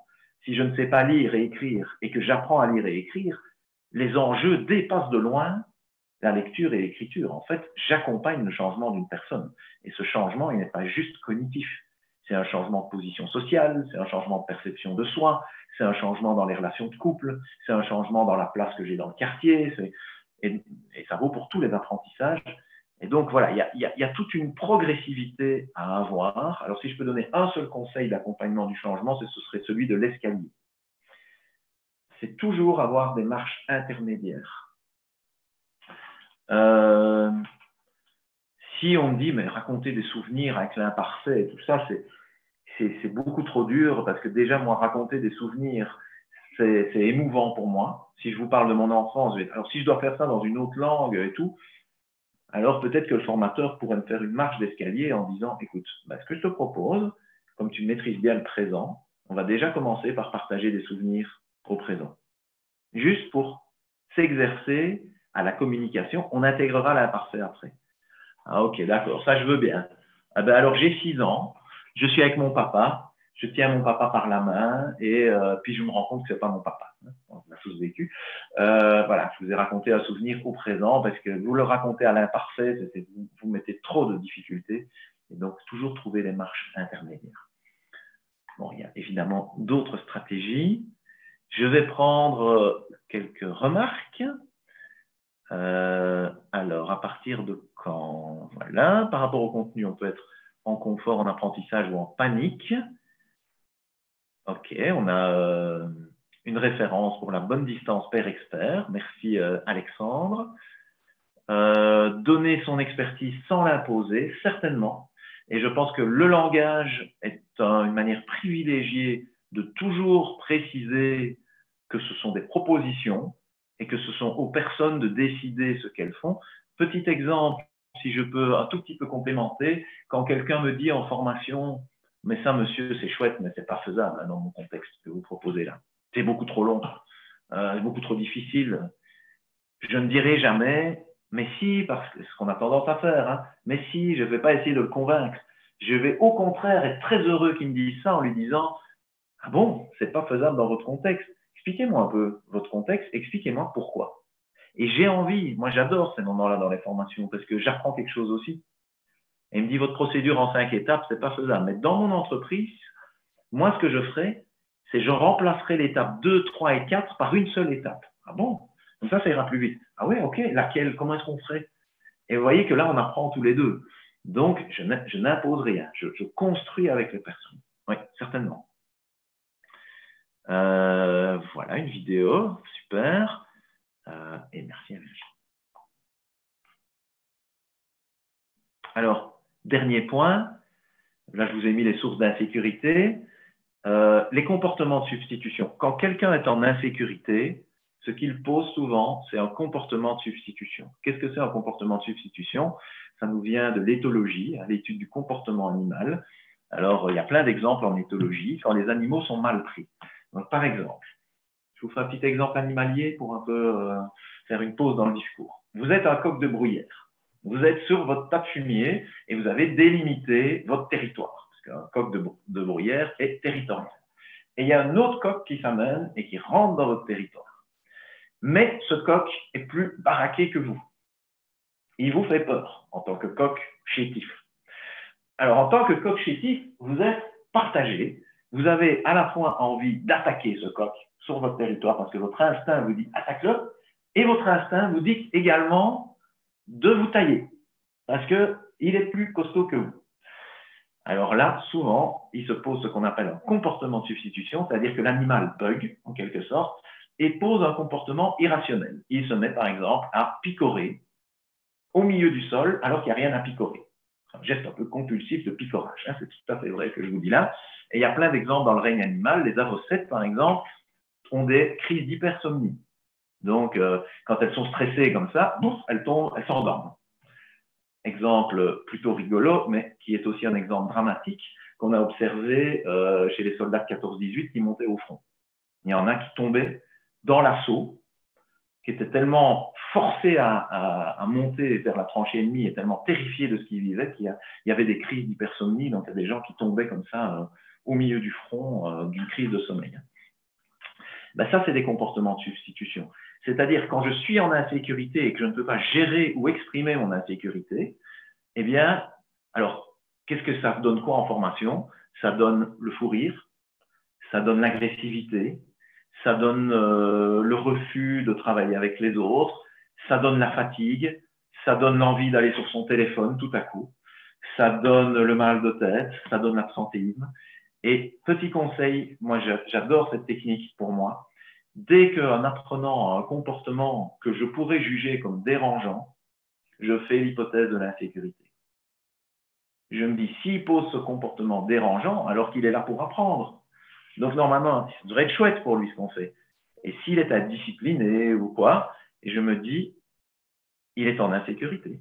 Et je réfléchis, quelle insécurité est-il en train de vivre? Et qu'est-ce que moi je peux faire pour sécuriser? Puis j'essaye de sécuriser, puis je vois si ça s'améliore. Et je trouve que c'est une belle posture vis-à-vis de ces apprenants de prendre les choses sous cet angle-là.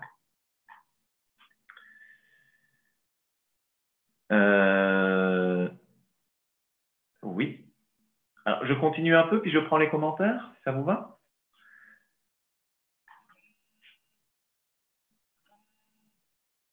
Alors,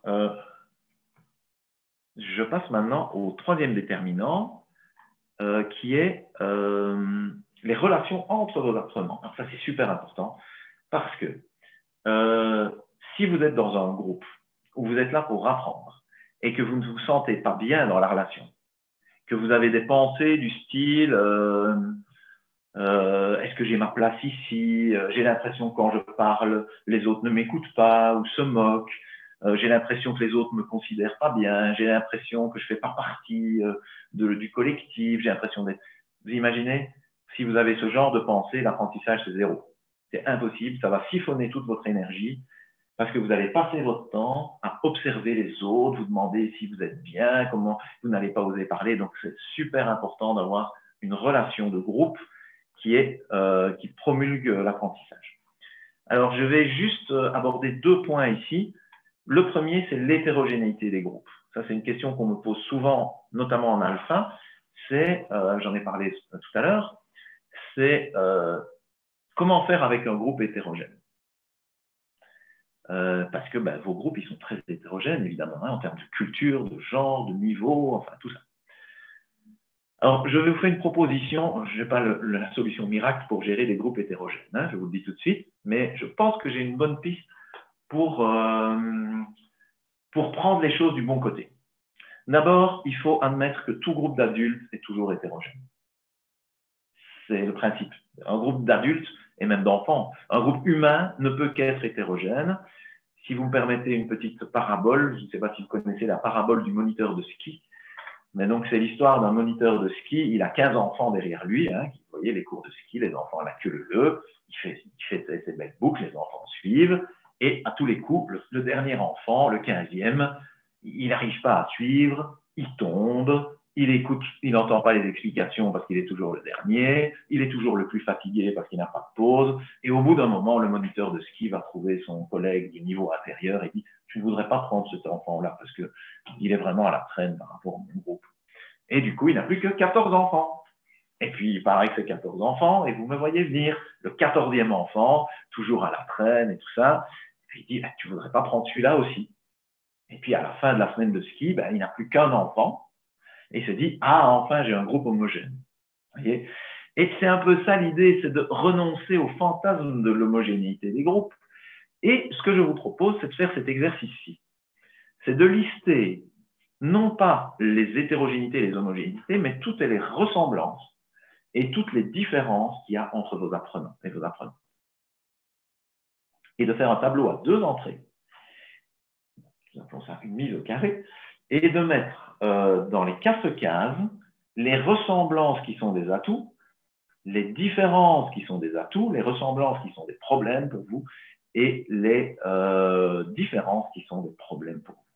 Et là, vous aurez une lecture plus complète plutôt que d'être homogène, hétérogène, c'est un groupe qui a des ressemblances et des différences. Voilà, vous voulez que j'exemplifie? Vous voyez ce que je veux dire? Ou voulez-vous exemplifier? Un groupe, il y aurait des ressemblances et des différences. Tiens, est-ce que quelqu'un voudrait faire un exemple vécu dans un de ces groupes? Ça pourrait être sympa. N'hésitez pas à lever la main. Ça change un peu la dynamique aussi comme ça.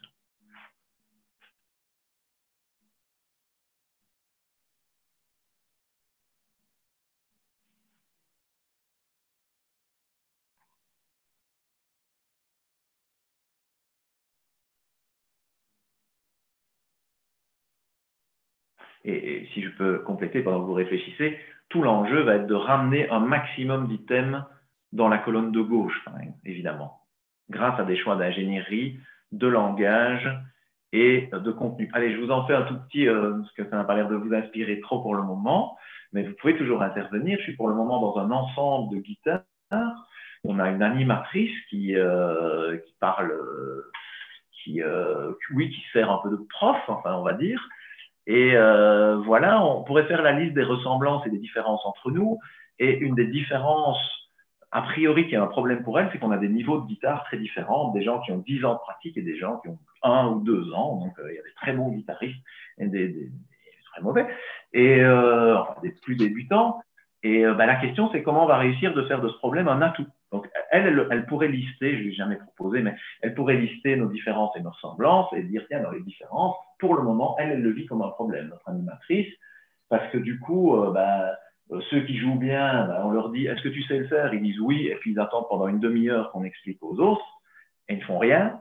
Les autres sont mal à l'aise, qu'on consacre beaucoup de temps avec eux, alors que ça pourrait devenir un atout si, par exemple, on regroupait dans une même voix à chaque fois un bon et un moins bon et qu'on faisait des systèmes de tutorat. Vous voyez?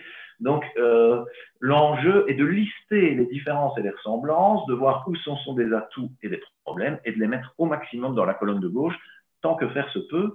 Et Marie a peut-être un exemple à nous relater. Marie, et puis je prendrai la remarque de Corise aussi qui me dit que le rapport à la formation peut être très différent d'une personne à l'autre, des personnes motivées, moins motivées, qui ont envie de faire beaucoup d'efforts, peu d'efforts. Ça, c'est très important à prendre en compte aussi. Marie, si vous voulez parler, je suis... Je ne sais pas si c'est moi, si à moi que vous parlez, oui? Je ne sais pas. C'est Yannick qui me dit Maria, à Marie oui, qui je veut m'appelle parler. Maria Dulce. Oui, d'accord. Moi, je n'étais pas sûre parce que moi, je m'appelle Maria Dulce. D'accord. Non, je pense à un groupe des fleurs à deux que j'ai pour le moment, mais c'est des personnes très différentes. Par exemple, j'ai une personne qui a suivi un parcours universitaire et des personnes qui ont fait seulement l'école primaire. Donc, ça, c'est des grandes différences de niveau de formation. Et puis, il y a quelques personnes qui sont hispanophones et d'autres qui sont arabophones et encore quelqu'un qui est un Afghan. Il y a une différence d'âge aussi. Mais la plus grande différence, c'est alors justement la différence de formation. Ça fait que leur lien à la langue qu'ils sont en train d'apprendre est très différente. Et donc, il y a ceux qui élaborent du côté grammaire, ça va très vite, par exemple, pour celui qui a une formation universitaire, et pour les autres, c'est beaucoup plus facile peut-être pour comprendre, mais ils n'ont pas la moindre idée qu'est-ce qu'un imparfait, par exemple. Est-ce que, Marie, bon, déjà, c'est important de lister ce qui, aujourd'hui, pour vous, fait atout et fait problème. Alors, simplement en attirant votre attention que souvent, on se dit les ressemblances sont les atouts et les différences sont les problèmes. Et ma proposition, c'est déjà de relativiser ça et d'avoir les 4 cases remplies parce qu'il y a aussi des ressemblances qui sont des problèmes et des atouts, des différences qui peuvent être des atouts. Maintenant, une fois qu'on a fait ce tableau complet, on peut commencer à poser des choix par rapport à ça. Mais la question que je voudrais vous poser, c'est est-ce que vous auriez une stratégie en tête, je pose la question à tout le groupe, pour arriver à amener ce problème-là aujourd'hui, de la différence du rapport à la formation, du rapport à l'apprentissage, pour l'amener plus à gauche, de faire de ça, non pas un problème, mais une opportunité pour vous. Est-ce que vous pensez, vous ou les autres participants, que c'est possible de faire de ce rapport à l'apprentissage différent un atout, une opportunité? C'est pas évident, mais je sais, c'est au moins de nommer les avantages de chacun. Quand il y a la personne qui a plus de facilité avec la grammaire, il me dit qu'il ne peut pas parler, il dit d'accord, mais toi, tu comprends très bien la grammaire. Et les autres qui disent, ah, moi, je ne comprends rien à la grammaire, et je nomme, bon, quand même, mais toi, tu te débrouilles, tu peux parler. Déjà. Mais Donc, du ça, c'est point de vue un lien avec identité, moi. Hein? Déjà, du point de vue identité, nommer les choses peut déjà être une manière de montrer que ceux qui auraient tendance à se sentir dévalorisés, bah, ils ont une autre ressource que l'universitaire n'a pas, quelque part. Ça, c'est déjà une opportunité pour vous. Oui. Et est-ce que... Oui, pardon, allez-y. Non, je préfère vous écouter votre question, oui. Non, mais la question, c'était, est-ce que maintenant, du point de vue méthodologique, on pourrait trouver une manière, par exemple, comme Marianne le proposait, de travailler en sous-groupe comme en alpha, par exemple, est-ce que ça transformerait le problème en atout? Ça pourrait, mais bon, on a un autre problème pour le moment, c'est que pendant 2 mois, on a travaillé en individuel à cause du Covid, et c'est seulement il y a 2 semaines qu'on commence à travailler tous ensemble. Donc, oui, il faudrait le mettre. J'avais déjà imaginé qu'on pouvait justement, ceux qui comprennent la grammaire, aider ceux qui ne comprennent pas et vice-versa, ceux qui osent parler plus avec les autres pour qu'ils se rendent compte qu'ils peuvent aussi parler. Oui, et travailler en équipe, oui. Tout à fait. Alors, c'est clair que je ne dis pas que tout ce qui est colonne de droite ira facilement dans la colonne de gauche. Le premier travail, c'est déjà de reconnaître les quatre colonnes. Oui. Si ça vous intéresse, et pour ceux qui auraient le livre, 2e édition, ce qu'on a fait, mais je peux l'envoyer aux organisateurs. On a fait un cas sur l'ensemble de guitare. Si vous voulez, on peut le joindre au PowerPoint, où on développe une 20-25 stratégies pour utiliser les différences et les ressemblances dans ce groupe de guitare. Et ça peut être aussi bien dans la manière d'organiser le groupe que dans le type de support qu'on va utiliser, dans la manière de parler aux personnes. Et donc, si vous voulez, ça c'est sur un ensemble artistique, on va dire. Mais voilà, si ça vous dit, je ne vais pas tout développer maintenant, mais ça peut être rejoint. Et sinon, pour ceux qui ont le bouquin, ça se trouve... Bon, je vous le dirai après. Virginie, tu as la nouvelle édition sous la main? Si tu veux retrouver l'ensemble de guitare, il y a un index des exemples à la fin, si tu veux, plus facile. Voilà. Bon. Voilà, il y a plein d'idées. Si c'est un sujet qui vous intéresse, on en reparle après. Je voulais juste vous dire que il est possible de modifier une dynamique de groupe, mais je voulais juste vous faire une métaphore.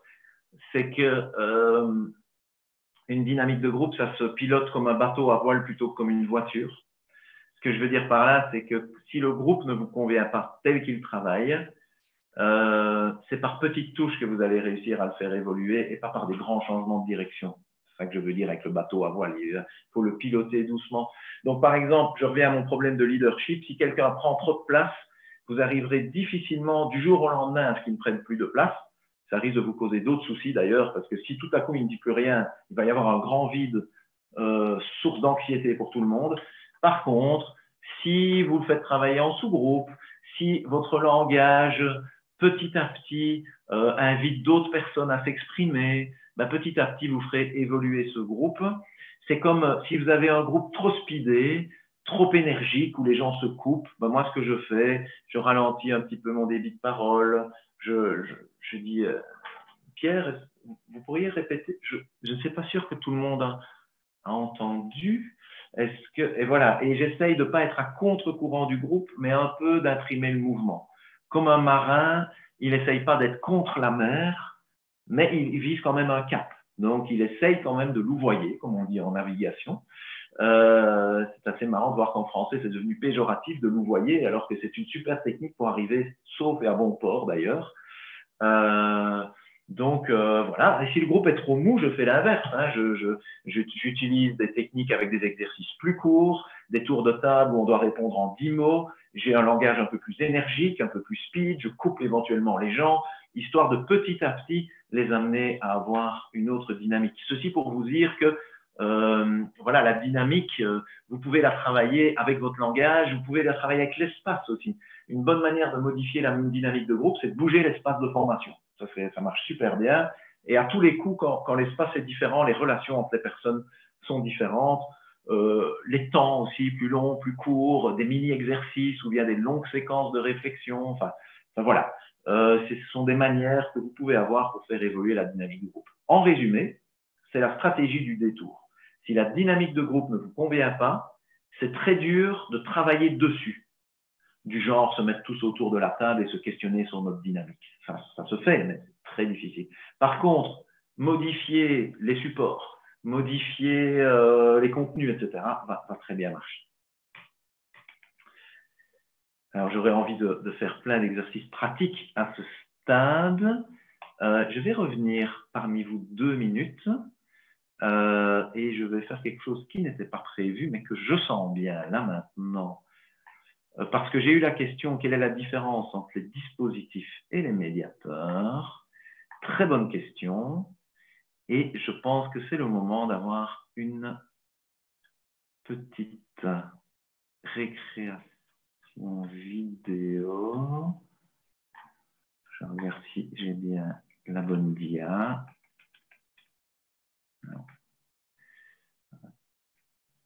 Ok.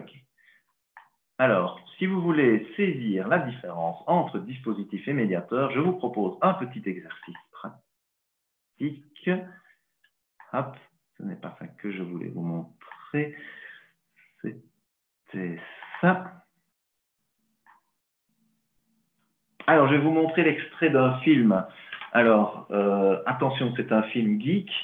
Donc, ne soyez pas choqués si vous n'êtes pas geek. Mais c'était quand même assez drôle au final. J'étais un peu sceptique. C'est Rock Academy.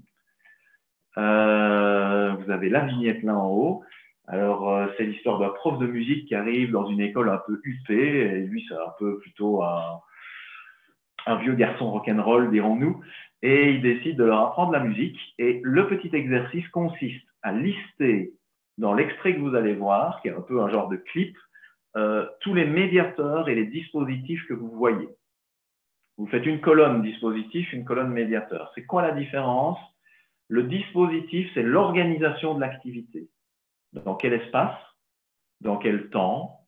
Est-ce que c'est un exposé de groupe? Est-ce que c'est des sous-groupes? Est-ce que c'est, je ne sais pas, un exercice d'expression? Donc, c'est quelle est la forme qu'on va utiliser? Et le médiateur, ce sont les supports. Donc, c'est les objets, les outils qui rentrent dans le dispositif. Donc, par exemple, si je vous lis un extrait du livre que j'ai ici avec moi, je ne vais pas le faire, mais si je vous lisais un extrait du livre, le dispositif, c'est une lecture. Le médiateur, c'est le livre et ma parole. Vous voyez la distinction? Attention, ça va vite. Il y a beaucoup de dispositifs et beaucoup de médiateurs. Et une fois qu'on a fait ça, on a bien vu, je pense. Ça dure combien de temps? Ça dure 2 minutes. Vous êtes prêts? C'est parti.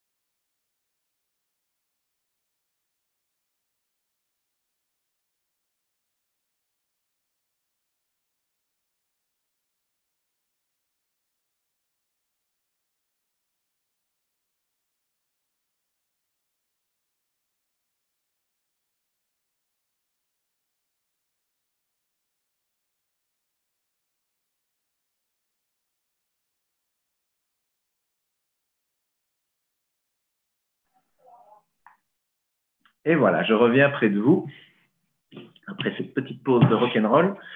Alors, j'imagine que vous avez vu plein de dispositifs et de médiateurs. On fait un petit échange entre nous pour voir ce que vous avez vu côté dispositif, côté médiateur.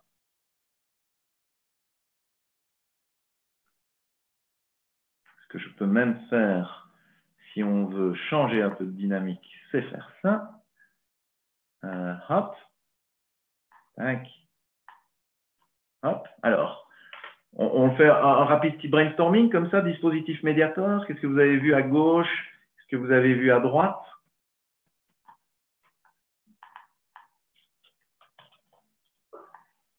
Alors, je vais prendre les écrits. Alors, dans les médiateurs, on a vidéo, on a tableau.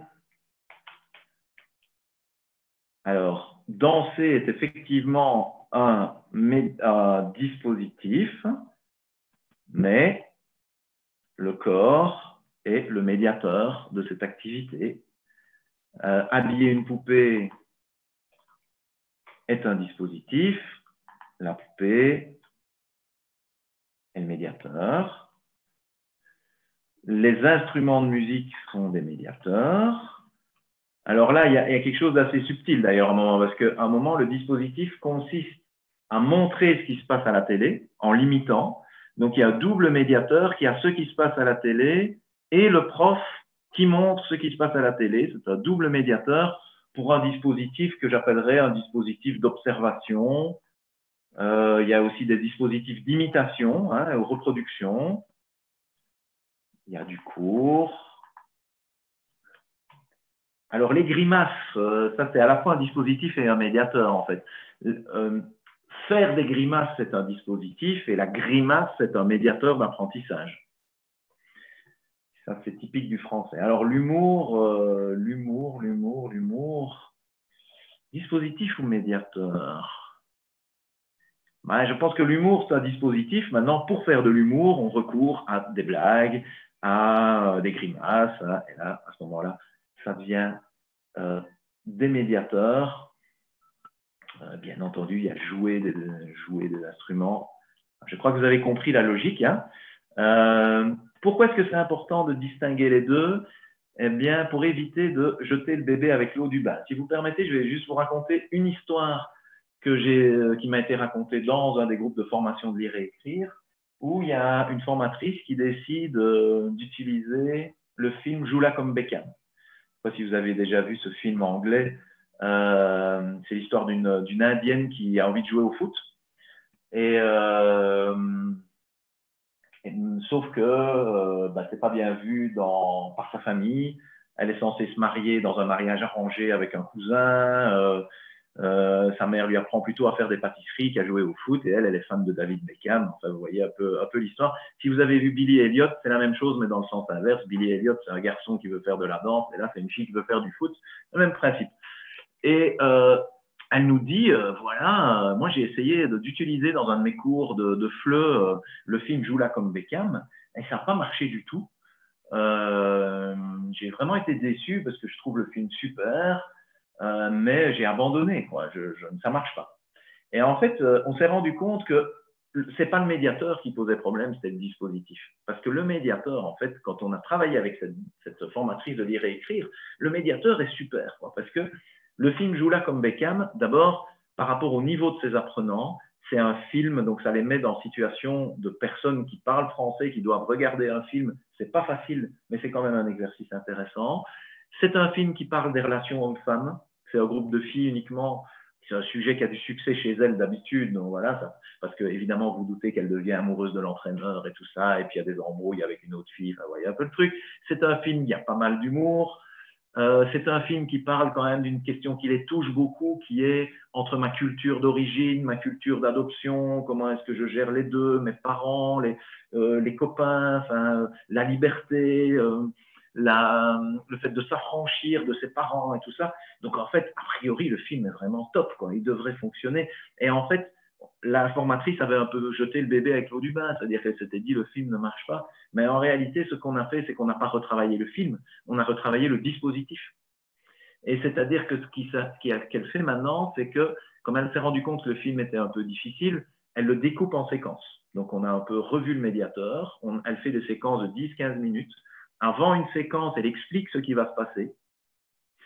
Ça, c'est un travail d'ingénierie. Elle donne une petite liste de vocabulaire pour les mots compliqués. On a un petit débriefing après sur l'extrait. Alors, il y a eu tout un travail de langage aussi pour expliquer et faire un petit discours aux apprenants pour leur dire, écoutez, on va regarder un film. Je sais que ça peut surprendre certains dans un cours de regarder un film, mais moi, je pense que c'est une super manière d'apprendre. Et c'est un film, pour une fois, qui n'est pas fait pour un cours d'alpha ou de FLE. C'est un vrai film que des vrais francophones vont voir dans des vrais cinémas. Donc, je sais que je vous mets un défi aujourd'hui, mais aujourd'hui, on va faire quelque chose qu'on n'a jamais fait, c'est se mettre en situation d'être comme quelqu'un qui parle français et qui va voir un film. Et je vous préviens que vous n'allez pas tout comprendre. Et c'est normal. Et vous voyez que faisant ça, je prévois les effets identitaires négatifs. Je sais qu'ils ne vont pas tout comprendre, mais c'est pas grave, il y a des images. Et de toute façon, on en parlera après. Donc, elle va introduire le film d'une manière particulière. Elle va le découper. Elle va amener des ressources complémentaires. Et au final, on revoit cette formatrice de lire et écrire. Elle nous dit, mais c'est super, en fait, ce film. Donc, le problème n'était pas le médiateur. Le problème était surtout le dispositif. Et donc, bien voir où est le problème, médiateur ou dispositif, ça nous permet de garder nos bons choix parce que souvent, l'intuition est bonne, mais c'est parfois la mise en forme au niveau des choix qui avait été... oui, qui avait été raté. Et c'est vrai que c'est un film doublé, effectivement. Alors là, c'est vrai qu'on a vu la version française. Oui, là, on pourrait trouver à redire, évidemment, parce que c'est un doublage de Keira Knightley et de ce genre de personnes. Mais voilà, bon, ça c'est un grand débat comme dans les cours de français. Est-ce qu'il faut faire lire de la littérature étrangère traduite ou pas? Enfin, bon, voilà. Bonne remarque, Clémence. C'est vrai que c'est doublé par des acteurs francophones. Enfin, par des doubles. Donc, voilà un petit peu pour dispositif et médiateur. Je vous donne un petit conseil pour chaque. Ne passez pas à côté, pour les dispositifs, de ce qui est... Il faut que je retrouve média. Excusez-moi, est-ce que c'est bien le bon? Non, ce n'est pas celui-là que je veux vous montrer. C'est l'autre. J'ai plus média. Il faut que je réactive mon PowerPoint parce que je veux vous montrer quelques photos. Ne passez pas à côté de deux paramètres essentiels dans la formation qui sont l'espace et le temps. C'est avec l'espace et le temps sont les deux premières choses que les personnes ressentent. Alors, je vais utiliser une dia qui va parler d'elle-même. Regardez tous ces espaces de formation, tous des espaces différents. Et je vous pose deux questions à laquelle je vous laisse répondre dans votre tête. Un, quel est le message que vous recevez quand vous entrez dans cette salle, dans une de ces salles? Et vous serez d'accord avec moi que tout de suite, le message est très différent. Et qu'est-ce qui sera possible de faire ou de ne pas faire dans cet espace?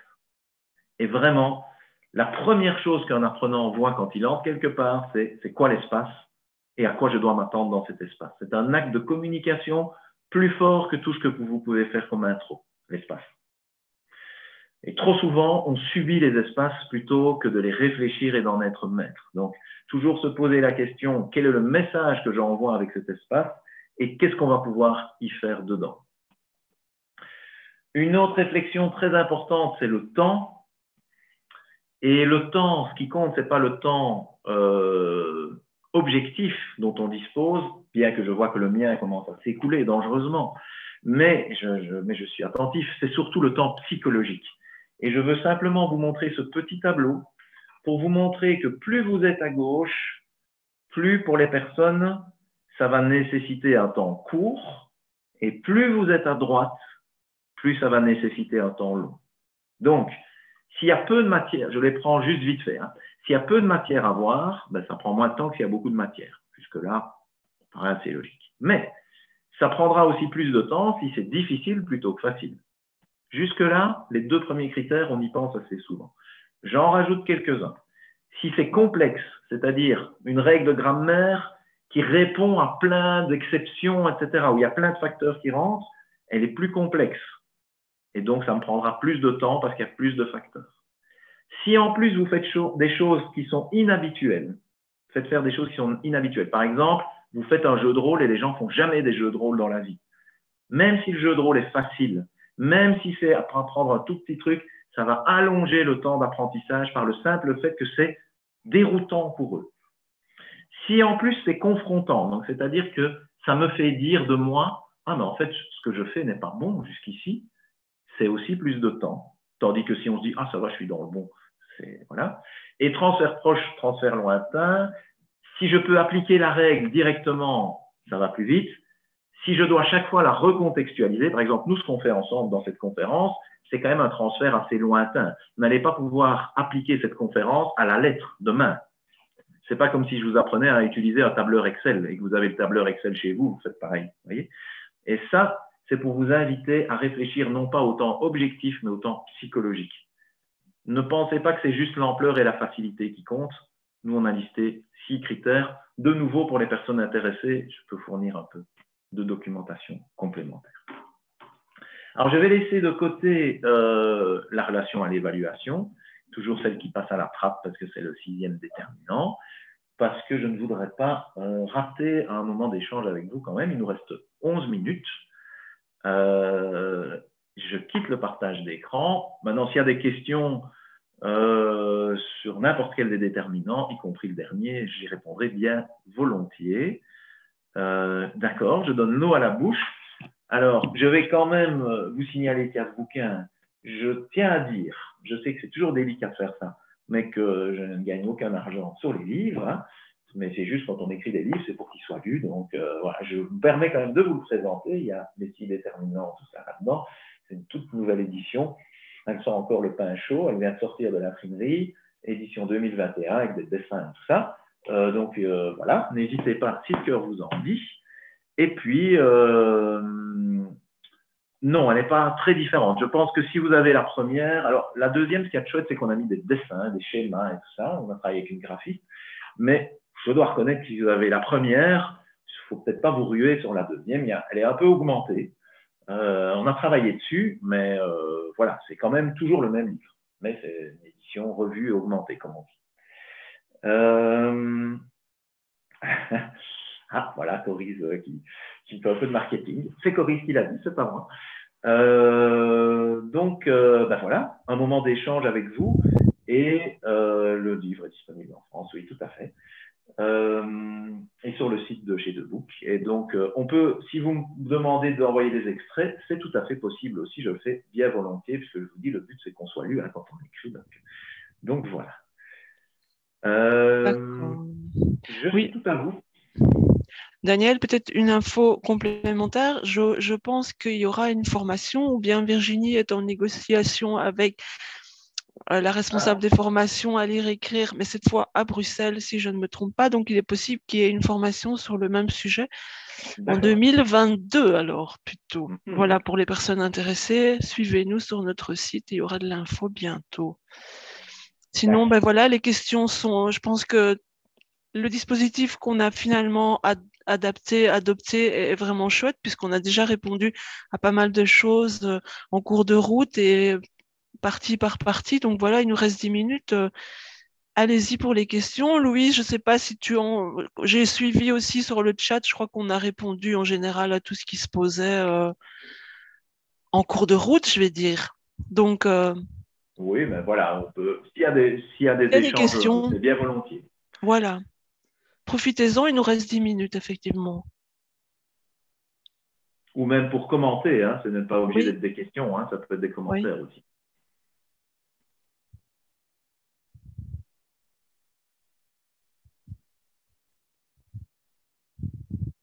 Oui, voilà. Levez la main, allez-y.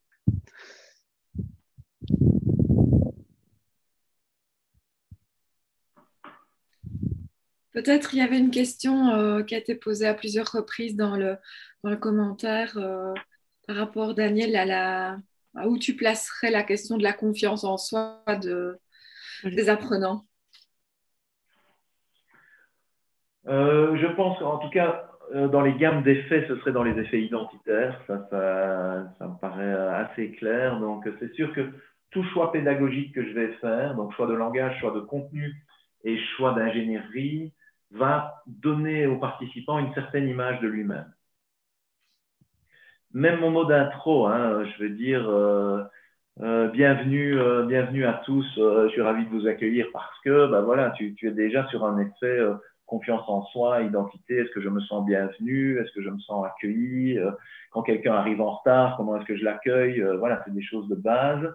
Mais aussi, si je fais des choix de trucs trop difficiles, bah, c'est sûr que si je ne préviens pas, hein, vous voyez, l'exemple que j'ai pris avec Joula comme Beckham, je préviens les personnes, enfin, si je suis la formatrice en alpha, c'est pas moi qui fais la séquence, mais elle prévient, elle dit voilà, vous allez voir un film, et ben, voir un film, c'est pas évident, quoi. On l'a jamais fait. Vous êtes dans une authentique position de récepteur francophone, donc attendez-vous à ne pas tout suivre. La formatrice qui fait ça, elle prépare déjà le risque d'atteindre la confiance en soi. Et ça ira déjà tout de suite mieux si les gens sont prévenus. Donc, c'est vraiment des choix qui doivent viser ce côté identitaire. Voilà, il y aurait plein de choses à dire. Montrer qu'on a écouté des interventions, qu'on peut les reprendre. On fait une explication. On dit, comme le disait un tel tout à l'heure, ben voilà, on retrouve ça dans ce que je vous présente. Ben voilà, toutes ces choses sont importantes. Donc, c'est vraiment dans l'identité. Je vois que Louise nous relaie une question de Lina, Daniel. Oui, est-ce que la manière de disposer fait partie du dispositif? Exactement. Donc ça, c'est dans les choix d'ingénierie. Et alors, le dispositif, ça va être comment je mets les chaises, comment je mets les tables. Et donc, ça va donner un dispositif spatial qui va avoir beaucoup d'effets sur la manière dont les personnes vont entrer en interaction, comment elles vont se sentir. Oui, effectivement. J'ai peut-être une réponse trop courte, mais... Voilà, bah continuez. C'est chouette, merci pour les feedbacks aussi. Il y a Rosemary qui lève la main. Je vais donner la parole. Oui, Rosemary. Voilà. Je vous écoute. Ben, en fait, je trouvais que c'était super intéressant parce qu'effectivement, l'aspect dispositif et médiateur, en tout cas moi personnellement, quand je fais les formations de formateurs, je n'insiste pas suffisamment sur la différence et celui qui va avec l'autre. Et donc, c'est vrai que parfois, quand les formateurs expliquent des situations qui n'ont pas fonctionné, c'est pas toujours évident, mais là maintenant, c'est très clair dans ma tête par rapport entre le dispositif et le médiateur. Et donc, je pense que c'est quelque chose à laquelle je vais m'atteler un peu plus. Et donc, j'ai trouvé ça vraiment intéressant parce que parfois, j'ai pas de solution, j'essaye de réfléchir avec eux, mais je ne vois pas toujours, je ne comprends pas toujours là où ça coince précisément. Et donc, je pense que c'est vraiment intéressant cet aspect-là. Merci. Tant mieux, c'est vrai que parfois on abandonne très vite des médiateurs. Ça me fait toujours la peine quand je vois des formateurs qui ont une belle intuition de médiateur et puis parfois c'est juste dans la consigne pour la manière de l'amener. Je prends juste un mini exemple. Et merci à Catherine pour le commentaire également, à Marjorie. Voilà que j'ai perdu mon exemple du coup. Ah oui, dans un de mes cours, j'utilise un extrait de The Voice. Et si je fais pas, ou dans mes formations, si je fais pas gaffe de faire une mini intro qui relativise un peu The Voice, quoi, ben ça marche pas. Parce que si je ne prends pas la peine de dire, alors oui, je sais que The Voice, il y a des gens qui aiment bien, qui n'aiment pas, que c'est monté, qu'il y a peut-être des aspects truqués, c'est possible. N'empêche que ce qu'on va voir là-dedans peut nous donner à réfléchir. C'est une phrase que si je ne la fais pas, j'ai tout de suite des gens qui disent, oh, mais si c'est The Voice, voilà. Et donc, c'est vrai que ça tient parfois à peu de choses. Un peu de choses en termes de langage, de bien introduire ces supports. Merci pour tous vos commentaires. Voilà. Est-ce qu'il n'y avait pas encore une question tout à l'heure que j'avais vu passer d'Aurélie, mais je l'ai vue passer très très vite, je ne me souviens pas, où elle parlait de grille d'analyse.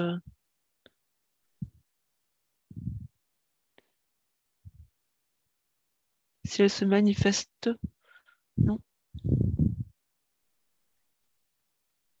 Alors, je lis sur le dispositif dans la salle.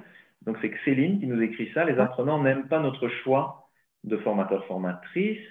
Plusieurs fois, après une discussion tous ensemble, on a fait des choix, mais je crois que leur ressenti sur le dispositif dans la salle est important.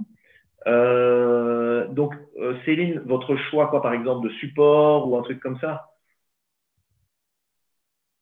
Je suppose que c'est ça, ou bien peut-être choix dans la manière de gérer le temps, ou enfin, c'est vrai que tous les choix plaisent pas à tout le monde. Ah oui, par exemple, ah oui, c'est vraiment sur la disposition spatiale. Et c'est vrai que, comme je disais, ça envoie un message. Donc, comme tout message, on peut plus ou moins apprécier le message. Je reviendrai avec la métaphore du bateau à voile, moi, dans ce cas-là. C'est-à-dire essayer de voir ce que le groupe aime.